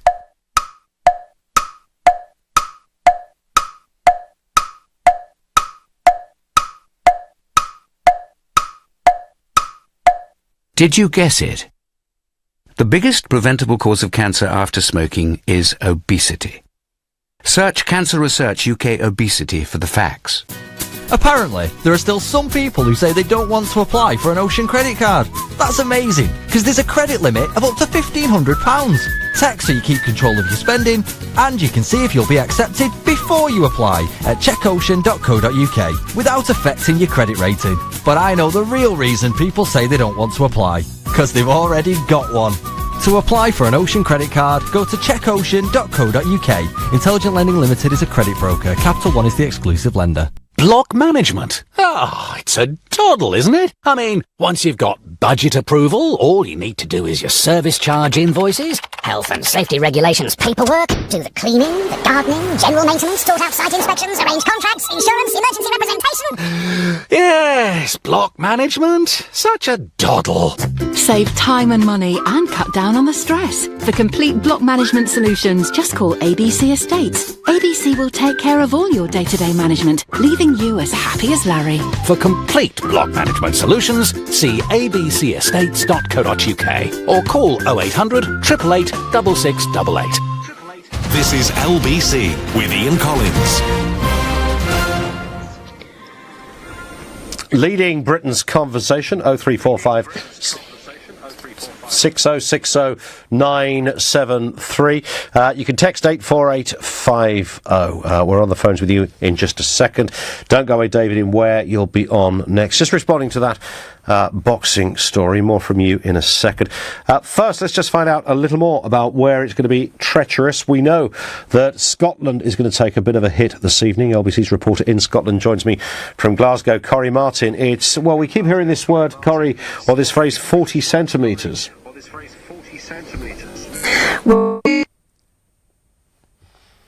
That was fantastic, wasn't it? That's what you call a line right through the bitter, snowy weather of Glasgow, and failing miserably as we did it. Couldn't have worked better, really. Sony Award in that one, I'm sure. We'll be back with Corrie in just a second. And naturally, bearing in mind the unprecedented... I know every time we talk about something to do with the weather, some smart character says, hey, look, it's the winter and you're talking about the weather. Funny that. This is slightly unprecedented, and it's a little bit more, shall we say, brutal than we would be used to. Temperatures going down to minus double digits in certain parts of the country. And, of course, we know that the snow has been pretty horrendous in the places that it's landed, and landed badly. It really hasn't been too clever. If you're driving, if you're trying to get to school, if you've got a railway journey or a plane journey to catch, then it's been pretty difficult. We're updating you throughout the programme, and as I was just alluding to, Corrie, before we lost you there, that parts of Scotland are looking to be in for a bad night. And good evening. We tried again. We'll give it another go, maybe, in a couple of weeks. Let's go back to the phones with you. David is over here in Ware. Hello, David. Hi, Ian. Sorry, I can't do the weather for you. That's a shame. I was going to just ask you to replace our reporter there for 1 second, but not to worry. The best things happen when radio is live, of course. So boxing, what are your thoughts on this? Yeah, Ian, I've got a couple of points, but very quickly, I'll try not to be too long. But basically, it's the human beings have got an instinct for blood, and that's the reason why we kill animals, we eat animals, we have all these sports which in Asia and everywhere they have cockfights and they have dog fights in Japan and all that. So we basically are human beings. When we don't have wars, that's the reason why we every so often need to go to war, because we have this eternal thirst for blood and violence. And so you think that's David? You think that that's the base level of what is going on? Yes, and what I'm saying is that there is a way that you can replace the boxing by having an intelligent, or shall we say, intelligent helmet, which would actually, basically, it would register a knockout. And it would register everything without even affecting the brain. But that wouldn't excite the public, because they want to see real blood. They want to see the plasters going on and all that. And you know, you could actually, I would be in favor of the young people keeping out of trouble and exercising their skills, and because boxing is a great sport in coordination, etc. All you need to do is with the technology that we have on hand, you need to have an intelligent helmet which would basically register all the knocks, the scores, and everything, but it would still give the boxer the ability to exercise his skill, or his or her skill. But I'm saying it might not make all the money because people wouldn't find that as exciting. Although, if people were educated enough and in time to come, they might lose their enthusiasm for the real blood. And of course, we could also probably make synthesized blood coming out if they really want to see it. But so synthesized blood, that would be extraordinary, wouldn't it? Synthesized blood just to keep people... Where a knockout comes in and of course the blood ink oozes out and all that. If they really want that, I mean, there is a point. You could that would be strange. You could have a boxing match where the skill stays there, but the damage is limited or non-existent. Tell me this, David. What do you say to people? And we're getting lots of calls and comments on this. Neil in Manchester says, Greater Manchester Fire Service run a boxing club for disadvantaged kids, instilling respect and discipline. We hear that line a lot. How would you square the circle then if you removed the realness, if you like, from boxing? No, but we just remember, I'm saying that the skill set would still be there. You'd still be practicing in the ring. You'd still be doing all the things that you're doing now, but you just wouldn't be having your brain bashed out. So you think in that respect, okay, so in that respect, there's a happy medium to be struck. David, thank you for that. George in Holborn, you would support the charity headway in a ban, George? Good evening. Oh, good evening. No, not at all. They often say every time there's a fatality, and everyone is regrettable, obviously. But how many people die when they're doing ocean racing? Do we have those 3 young toffs bringing a racing yacht back from the Caribbean about a year ago, and people regularly get swept off? Sure, but it's not about dangerous sports. It's about the intent within the sport, and of course, the intent within boxing is to injure somebody. But I thought the intent is not to get injured. That's why you learn defence, you learn attack and defence. You're very, very well conditioned. Somebody has to attack to win. Yeah, but I mean, the best form of defence is attack. But, boxers are very, very well regulated. I think my dad had about 80, 90 amateur fights, got through to the ABA quarter-finals. He was beaten by my Uncle Harry, who got through to the finals. My dad died 3 years ago from Alzheimer's, but I don't think that was affected that. But this was in the 50s. And Harry, my old Uncle Harry, I mean, he had about 100 and odd fights. He's 84 now. He's as fit as a fiddle, and he's as sharp as a razor. I've picked up in the cab several world champions. I didn't see any... If I did, I wouldn't mention it to him, but... But there isn't. I mean, you could be a world champion yachtsman, George, or a tennis player, or a footballer, and there'd be no noticeable damage to you. But if you boxed professionally at that sort of level, and it's become, I would suggest, more intense as people have trained harder and looked for different ways to a victory. Then if you've done that, then at some point you're going to pay a price. Your body's going to send you an invoice, isn't it, for being smacked around the head week in, week out. If you don't do that, I mean, you don't get a lot of headshots. I mean, when you spar, you wear sparring gear, you wear 16-ounce gloves, you wear headgear now. I mean, I've done a little bit. But when you're in a professional boxing ring, you're not wearing any of that. How many people, you can counter that by saying how many people has boxing, brought up out of poverty, or taken away from poverty? How many people have been saved on the street? And I've witnessed this. I witnessed this about 15 years ago. It was fantastic. 5 young blokes ran the back of King's Cross trying to mug a little Indian bloke with a dinner jacket. I said to the people about, can we stop it? I think the saint's going to go off. The two of the biggest, I think there's about 6 of them, tried to mug him for his phone at 3 o'clock in the morning at Summer's band. He knocked them both down with the first punch. I pulled my cab. I said, quick, jump in the back. I said, blimey, mate, you done well there. He said, cheeky buggers, words to that effect. He said, they tried to nick my phone, so they didn't get it. He said, I'm number 13 in the IBF World Champions. So he returned a smack as a result. George, thank you. I mean, I take the argument that you're putting forward here, but I'm still left with that sort of uncomfortable feeling that this is something, even in a fight where somebody isn't knocked unconscious, you see somebody come out of a ring, black eyes, split lips, their nostril hanging off. Dee is in Cheshire. What are you making of this? Dee, good evening. Good evening. Hi. Well, I have a 20-year-old son that's on the autistic spectrum. He joined the boxing gym. He started boxing down there. I tried to talk him out of it, and I couldn't. So one day I became really angry. He'd only been doing it a few weeks. So I went down there to speak to the boxing coach, just to alert them to the fact that he had a cerebral development delay. Yeah. So he really wasn't good to be punched in the head. So they said, oh, no, but, amateur boxing, you start with that first, so you wear the head guard and whatever. Anyway, the coach was quite good, and he set up a meeting, and we had to talk about it, and my son became very aggressive about it and stuff, and in the end, that coach banned him from the gym. But anyway, he joined another one, where I He thought, banned him because of his medical issues? No, he banned him because my son was being quite rude to the coach. Oh, I see, right. Trying to find out about the condition and say, maybe it's not the best sport for you, blah, blah, blah. So he didn't like it, and swearing and effing and blinding at the coach, so he banned him from the gym. But he joined another one.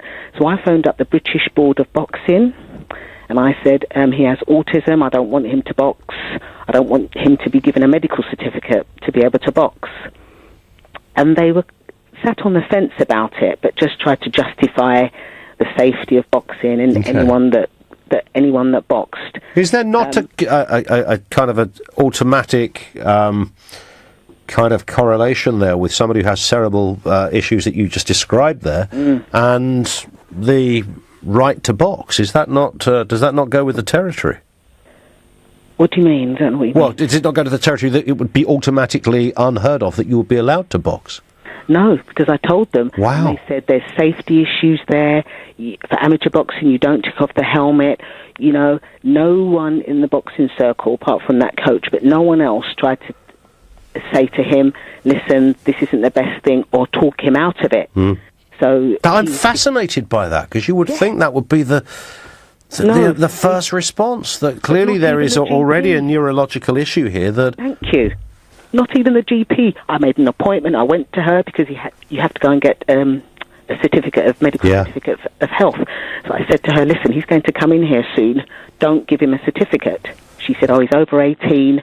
I'll have to see how he presents on the day. What the hell do you mean, how he presents on the day? Wow, I'm fascinated. Punched in the head. You can't give him a certificate. And she said, oh, you can't tell me what to do. I have to see how he presents on the day. Oh, my goodness. If he gets punched in the head and he dies, I'm going to blame you. She said, oh, are you threatening me? I said, no, I'm not threatening you. I'm just going to say it'll be your fault because you've given him a certificate. But nobody would listen to me. My son stopped talking to me, and he became... well, you're proper super mum on this one, Dee. I can hear it. You did everything you should be doing. I'd be doing exactly the same as a dad too. I mean, it's an extraordinary journey, and I wonder what the sort of autism advice is on that one. Dee, stay there. Don't go away.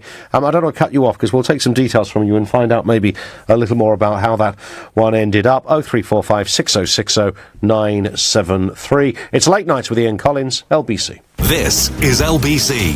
Sometimes a good investment can bring great rewards, but not every opportunity is golden. Each year, thousands of people in the UK fall victim to highly sophisticated investment scams. If you're ever given a chance to invest, always start by checking the Financial Conduct Authority's Scam Smart website. The FCA can alert you to any warning signs and give advice to keep you protected. Be a Scam Smart investor. Visit lbc.co.uk to learn more and to win an exclusive technology bundle. It's 4:45 p.m. Decision time. Except it's not. The powers that be cannot agree, and it's quarter to disaster. But do you let Johnny Management stress you into an early grave? No! Get them all on the phone. Tell them to sign on the line. Then we can party like it's 4:59. Oh yeah! You're the contract closer, the negotiation ninja, the deal-making demigod. Call and conquer with conference calling from Powwow Now. Sorry, Mrs. Mills. Your boiler needs replacing. Oh no, what would you recommend? Well, I see you've got a Bosch washing machine. Yes, it's never let me down. Exactly. I'd recommend a Worcester Bosch Green Star 29 CDI. It's really reliable and it's been awarded a Best Buy from Which. And with a Bosch Easy Control, you can even adjust the heating from your phone. So simple, your cat could do it. To find your new boiler, a local installer, and receive up to a 10-year guarantee, search Warm as Worcester. Dacia, a car company unlike others. I like that. Europe's fastest selling automotive brand. I like it. The Dacia Sandero, a What Car Award winner 6 straight years. Like that too. And it's yours from just $5,995. Very likeable. Read the glowing reviews at dacia.co.uk from our lovely customers. What's not to like? Seems more and more people are warming to the Dacia way. You'll like it too. At participating dealers only. Calling all first-time buyers. Come to Galliard Homes for double stamp duty savings on our brand new apartments from under £150,000. Many available with Help to Buy. Stamp duty was abolished last year for first-time buyers on homes up to £300,000, and we will double your stamp duty saving up to that amount.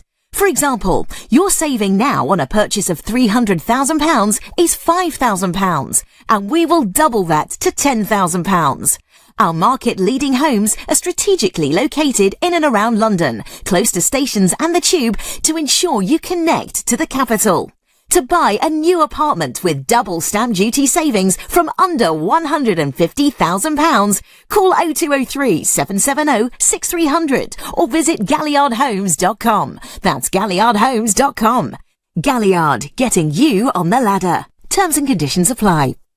Ian Collins on LBC. Call 0345 6060 973. I think we can finally connect with Corrie Martin, LBC's reporter in Scotland, joining us from Glasgow. And it's all about the snow count at the moment. Corrie, hello. Hi, it certainly is. Well, as you were trying to say to me before we get cut off, we're looking at some real heavy snowfall in the early hours of this morning, up to 40-45 centimetres on high ground, 20 to 25 at kind of sea level on that lower ground.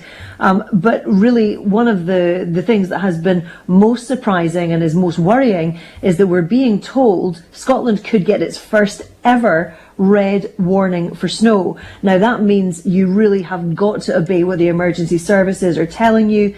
Transport Minister Hamza Yousaf was saying earlier, don't travel unless you absolutely have to. Now this is starting from tomorrow morning. We're still not 100% sure if we're getting upgraded from an amber alert to a red alert, but regardless, they're saying really avoid travelling unless you absolutely must, because part of the problem is as the snow kicks in fairly early in the morning, you might be okay getting to work or getting the kids to school, but actually getting home could be the problem, or you could be stuck in really bad disruption, you could get stranded on the roads.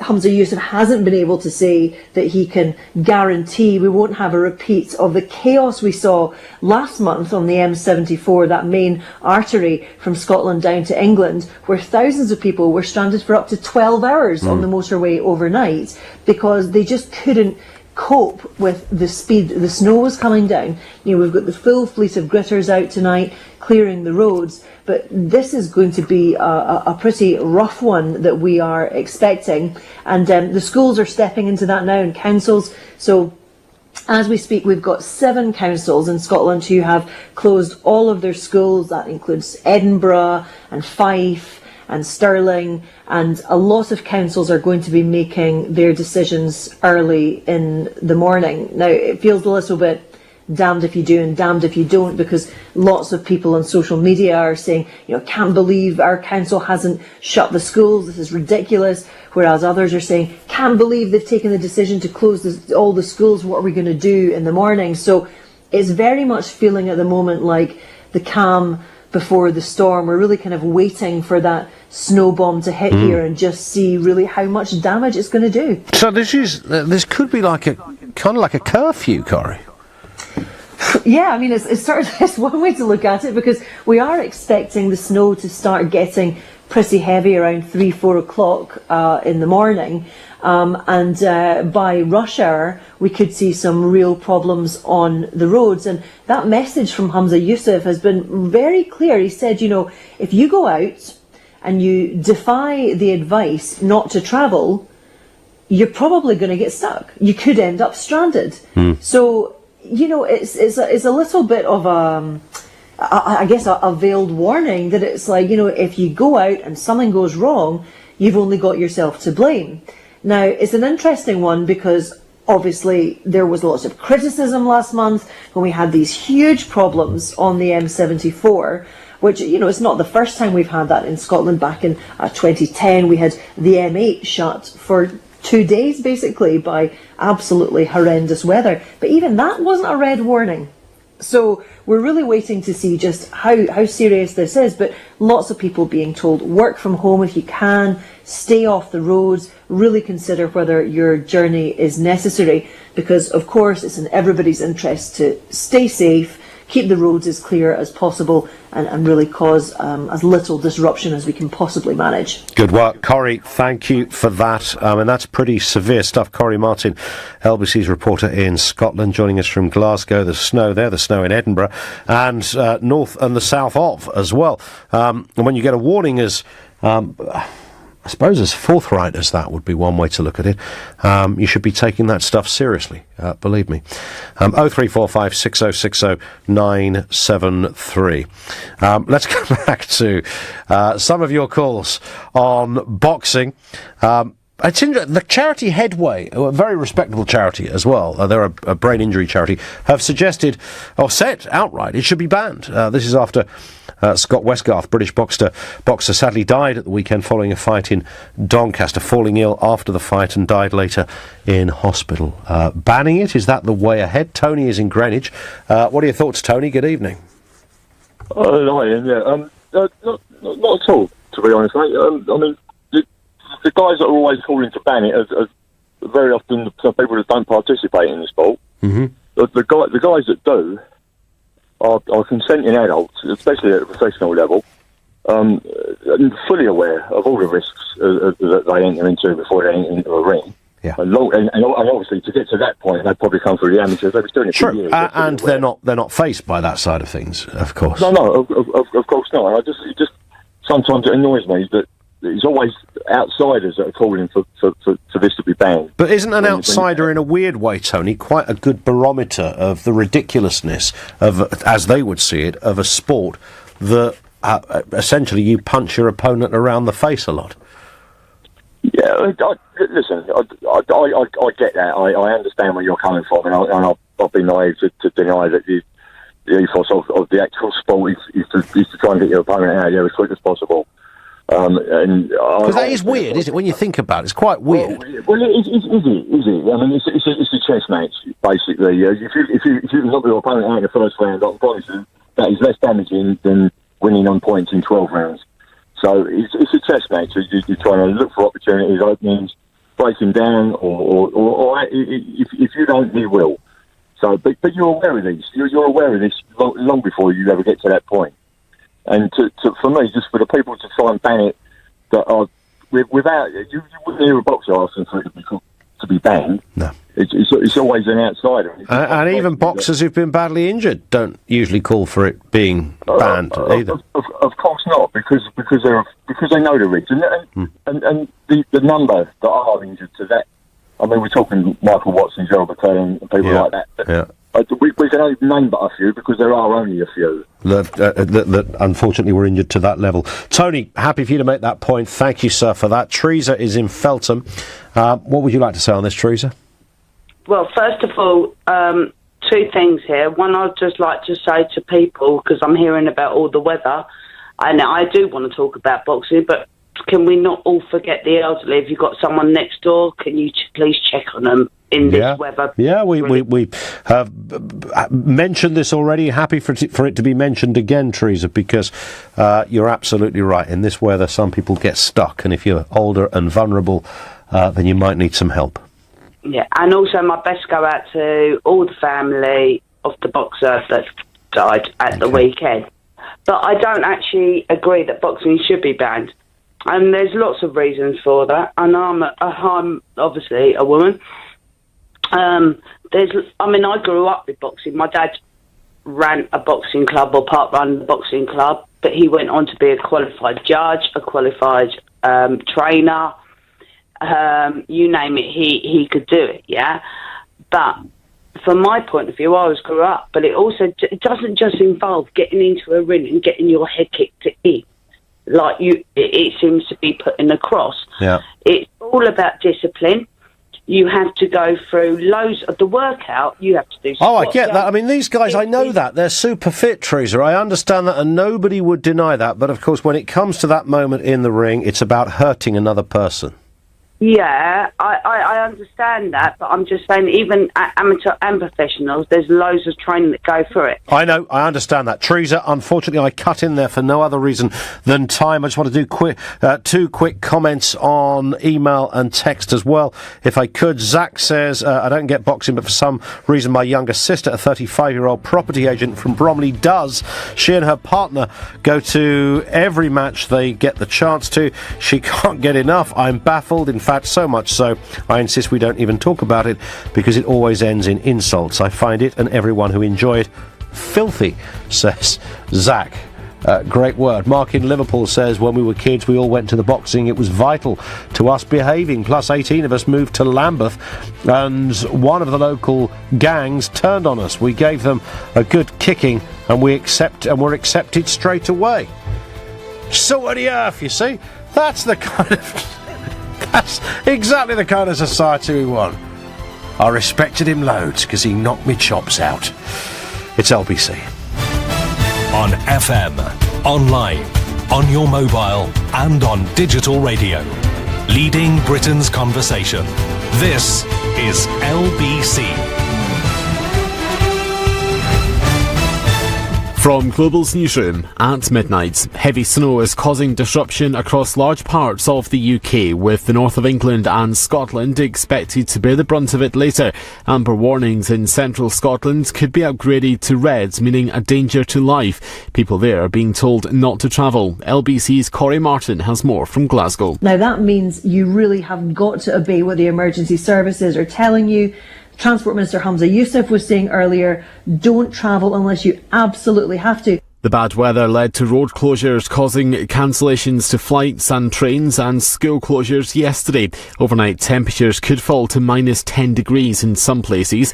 Natalie is a volunteer at Night Watch in Croydon, South London. They give food and sleeping bags to people who are sleeping rough. It was a really hard night. There weren't as many people there as there usually are, but it's sometimes like that when it's really cold or rainy.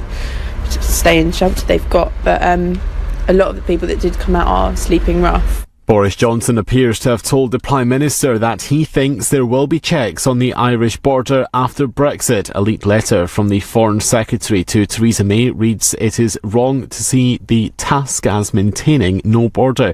The Telegraph's Europe editor Peter Foster has told LBC why it's causing such a stir. As part of the Brexit negotiations, we have given a commitment that there will be no return to a hard border between Northern Ireland and the Republic of Ireland.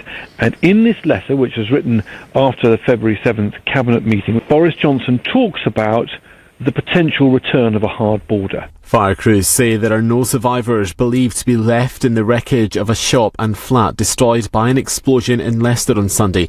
The remains of 5 people have been recovered and the search for any further human remains continues.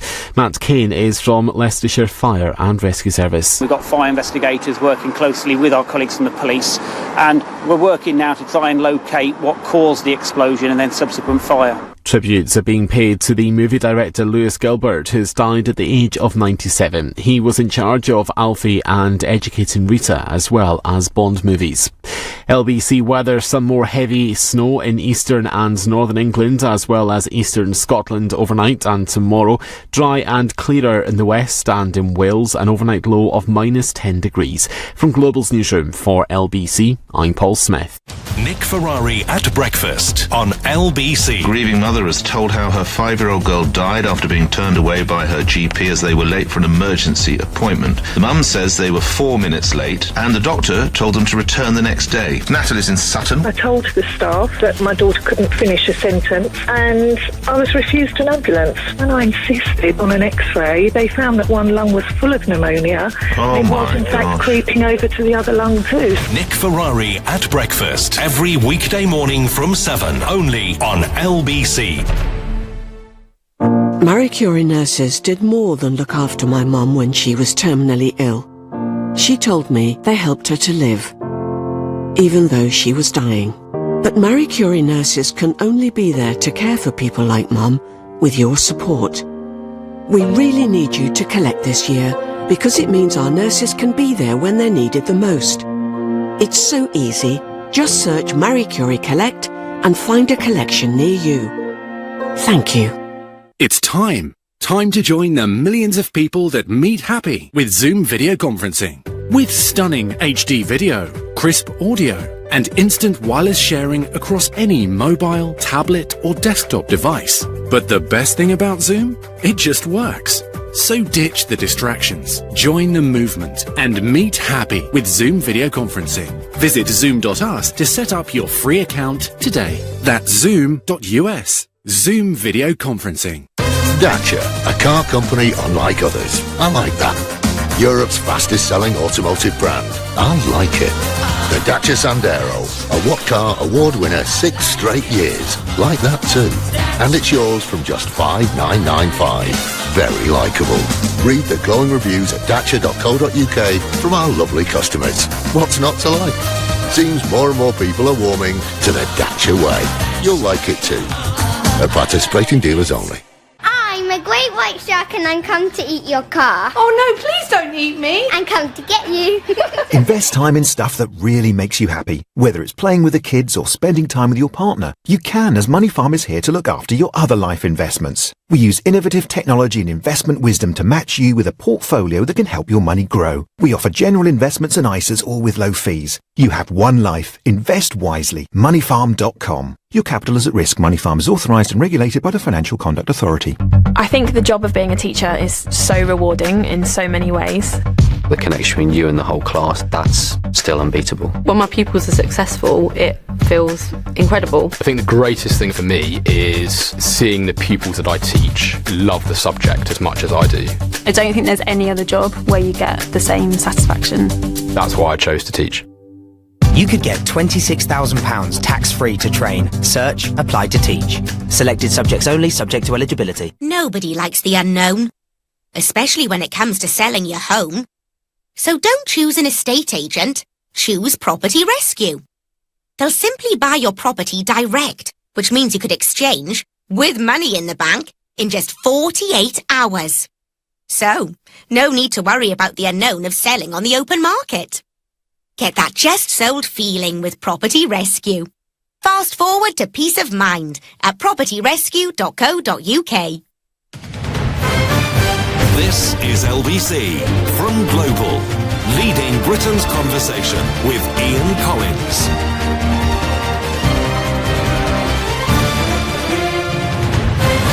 Most of the front pages for today tend to have a weather element to them. Arctic heat wave triggers climate meltdown fears, say The Guardian. Taming the Beast is The Telegraph. Pictures of high japes with kids on sleighs monkeying around.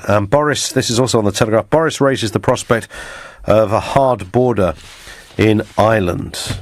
So you have to define hard border, don't you?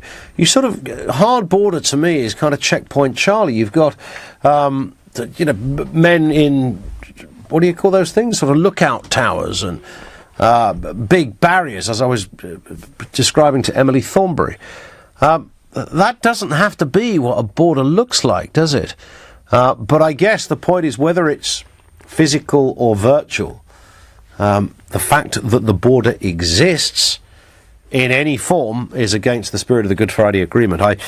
These are unprecedented times, and one has to find a way to dovetail one crucial progressive policy, Good Friday Agreement, with a new set of rules and regulations. I mean, nobody could say, well, when we made the Good Friday Agreement, everything was cast in stone. There could never ever be an eventuality that might change that. Well, of course, that by definition, by nature of where it is you're talking about, there would always be things that would wish to change that. Sinn Féin, for example, will always continue to advance the cause for a united Ireland. DUP will continue to do the very opposite. So there will always be wiggle room.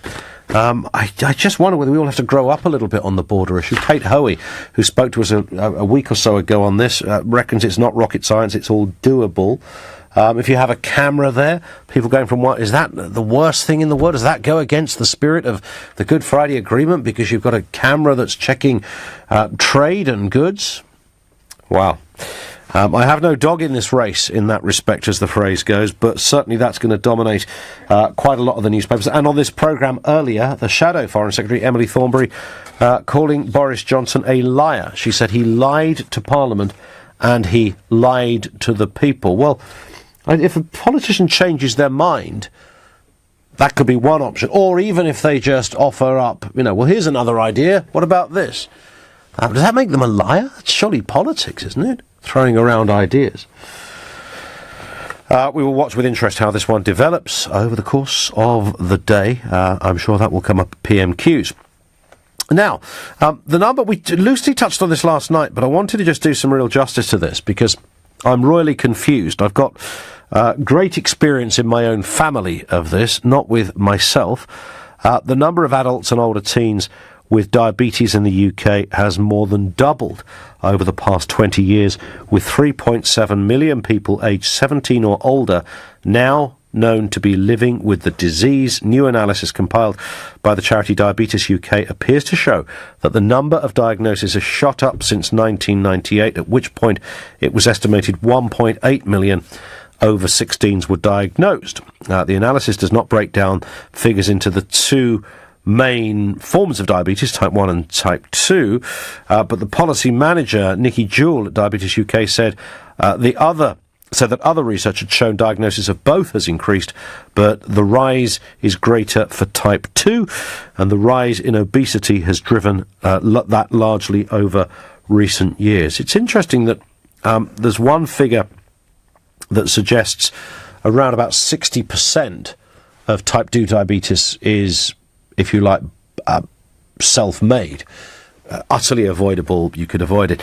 I was discussing this with Dr. Sneh Kemker earlier, who's Clive Bull's medic. He's a very senior clinician and knows his beans. He thought that figure was rather high.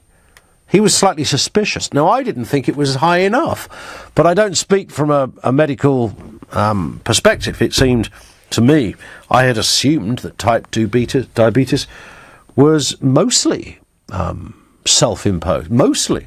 Had been my assumption. So do embroider that one for me if you can, from a medical perspective, as to why that isn't the case. But there's a couple of wider issues on this. We have an obesity crisis. We really don't talk about it enough. I know we talk about nation's health and we talk about the issues with the NHS. An obesity crisis is not a side dish issue. It's a massive issue. It's fundamental, it's game-changing, it's lethal, it's expensive. It's all of those things, and yet every now and again a story like this trickles across the headlines. Oh yeah, more people are obese, and here's a dietitian to turn up and sit on the sofa with Phil and Holly and tell us what we should be eating.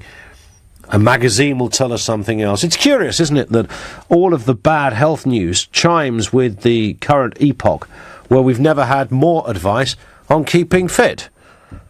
That's an interesting jarring of issues there.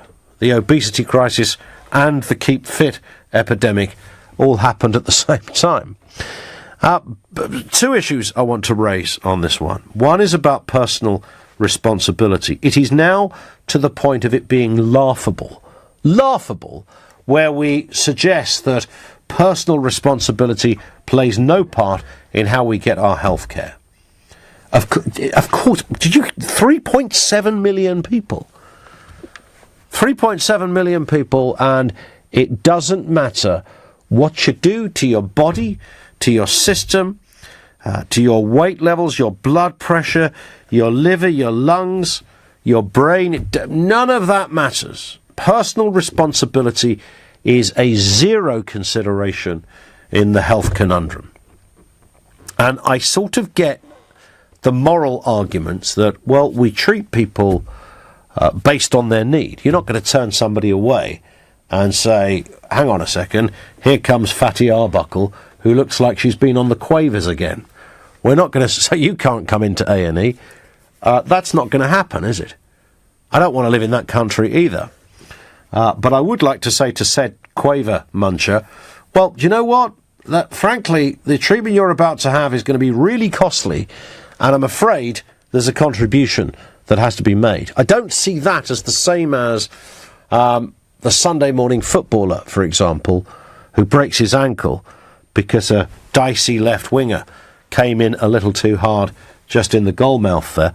I don't see that as, well, if he didn't play Sunday morning football, if he took responsibility, he'd be fine. I don't even see it quite the same as the occasional drinker.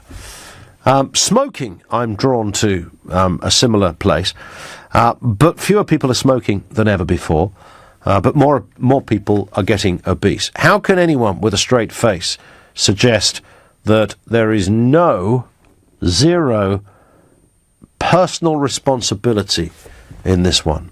How can that be the case? I'm all ears if you can explain that sort of moral argument, because until we do that, until we really bolt on the taboo nature of just eating stuff you shouldn't be eating, or too much of what you shouldn't be eating, until we really hammer that home. I don't know how many TV programmes there has to be with overweight kids, for example. You know, kids who are, you see it, I go, we're not all perfect as parents.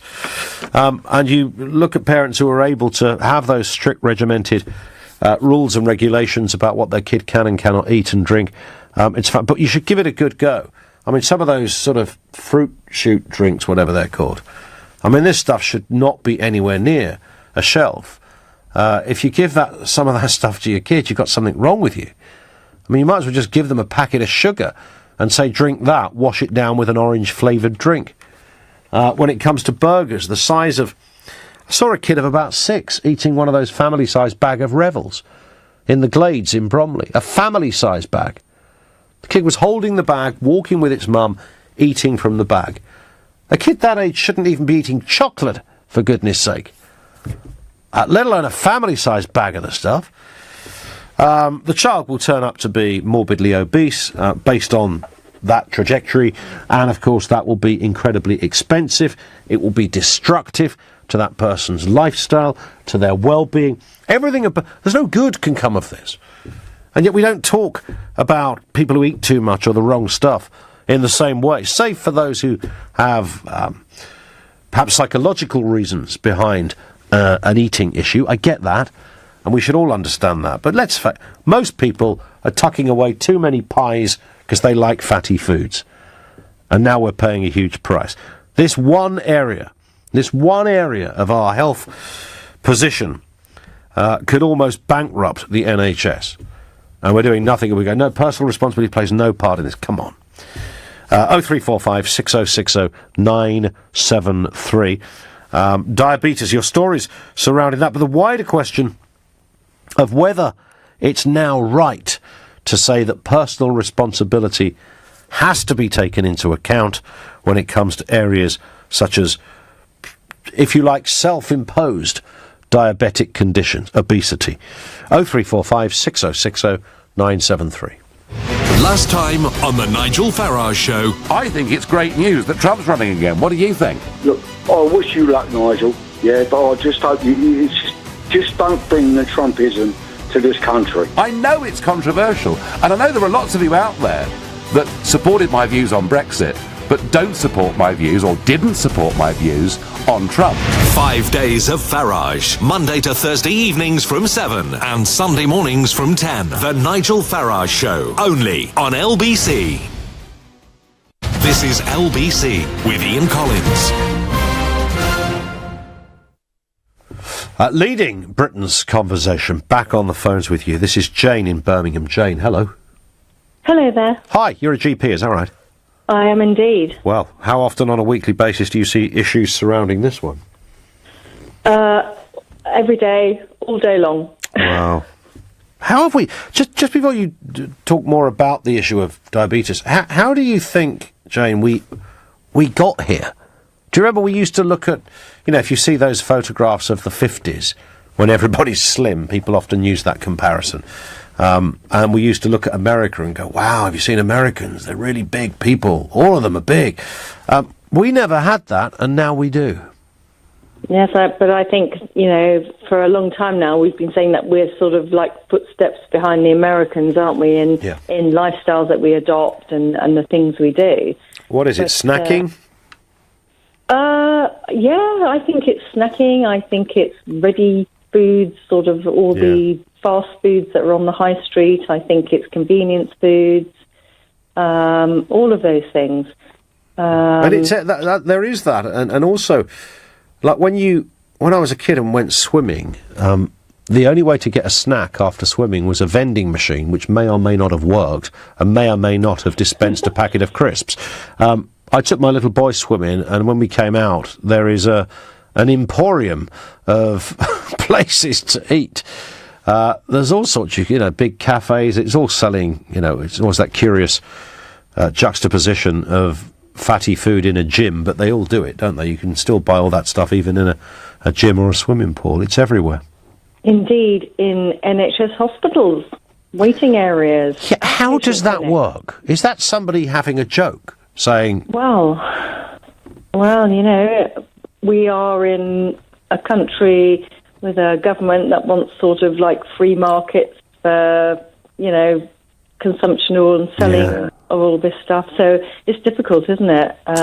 It's only when you get into rows over particular brands or whatever they're going to vend or not vend, that these things are sort of withdrawn or sanctioned, but they're all there. But if you'd think, if you were in a meeting with the managers of that particular NHS trust, and they're sitting around the table, some big impressive oak table, I'm sure, and somebody says, any other business, and somebody says, yeah, I'd like to propose we have a new eatery in St Mary's Hospital. I think we should have a Burger King in there. Wouldn't everybody around the table just look at that person and say, right, get out, you're an idiot?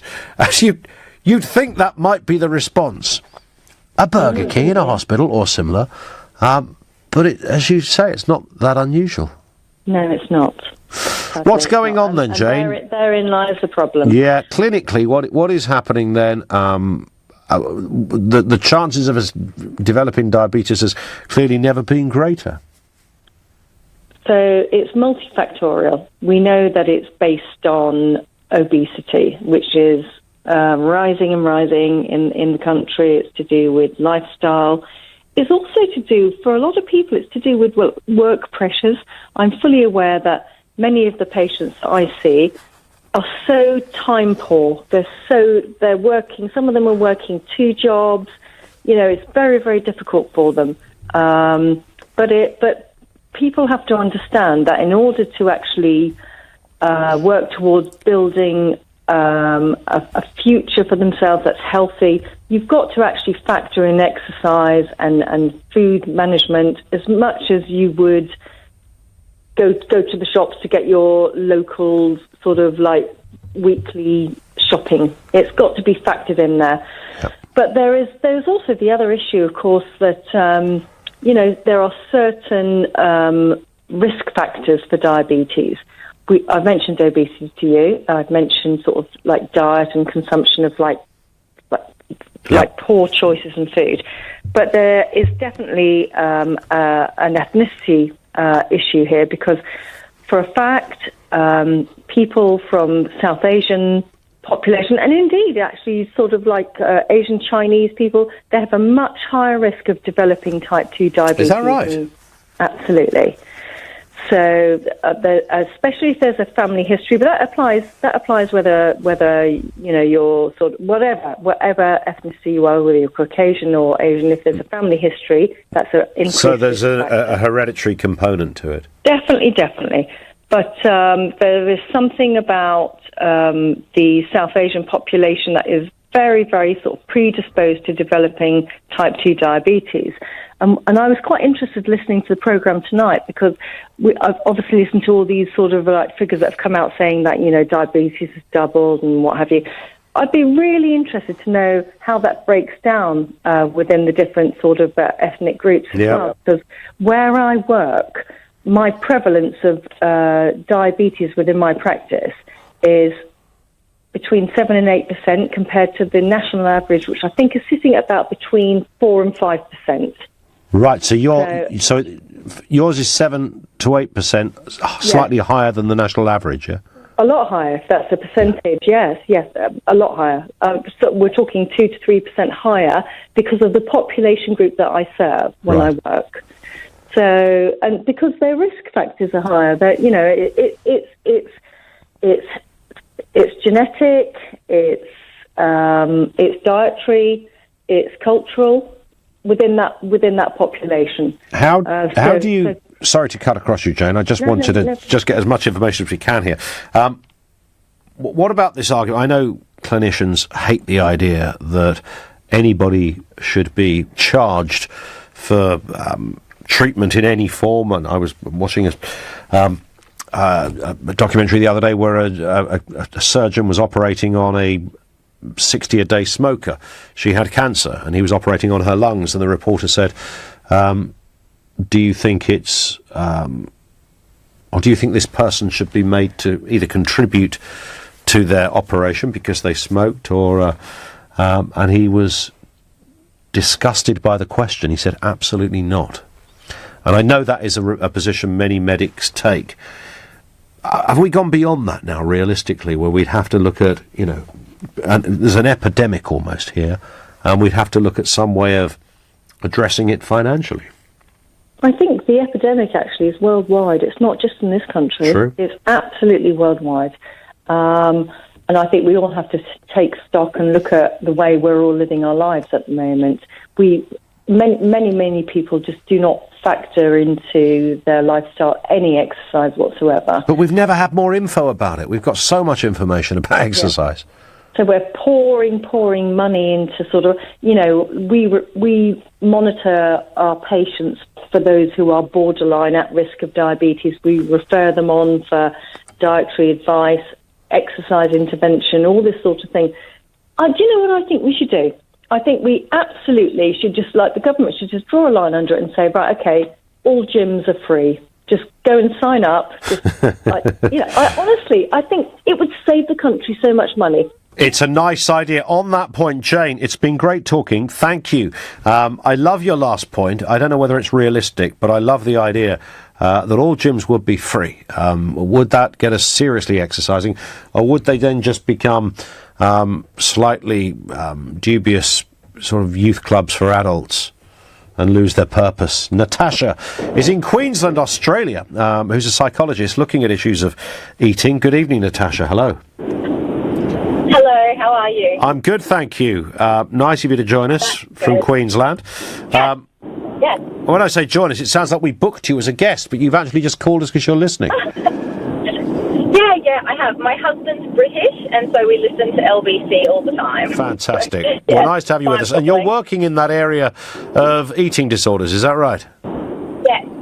Yeah, so I work with people who are in larger bodies, so I don't like to use the term overweight or obese because I feel like they're loaded terms. So I work with people that present in larger bodies and also who also have disordered eating of different sorts. And I guess I wanted to call in because I think that there's a part that's really missing, and it's a really big part in terms of public health and knowledge that society and consumers have around this kind of so-called or alleged obesity epidemic. And I think that that's around the impact that dieting has on people who are in larger bodies and who go on to develop obesity and end up being in larger bodies. And I just wanted to kind of raise that as a bit of an issue that isn't commonly addressed. Is this debate talked about in Oz in the same kind of way, a rise in diabetes? Yeah, it is. So obesity as a kind of alleged crisis is also talked about in Australia, as is the comorbid, type 2 diabetes condition that develops as a result. But I think what's not addressed is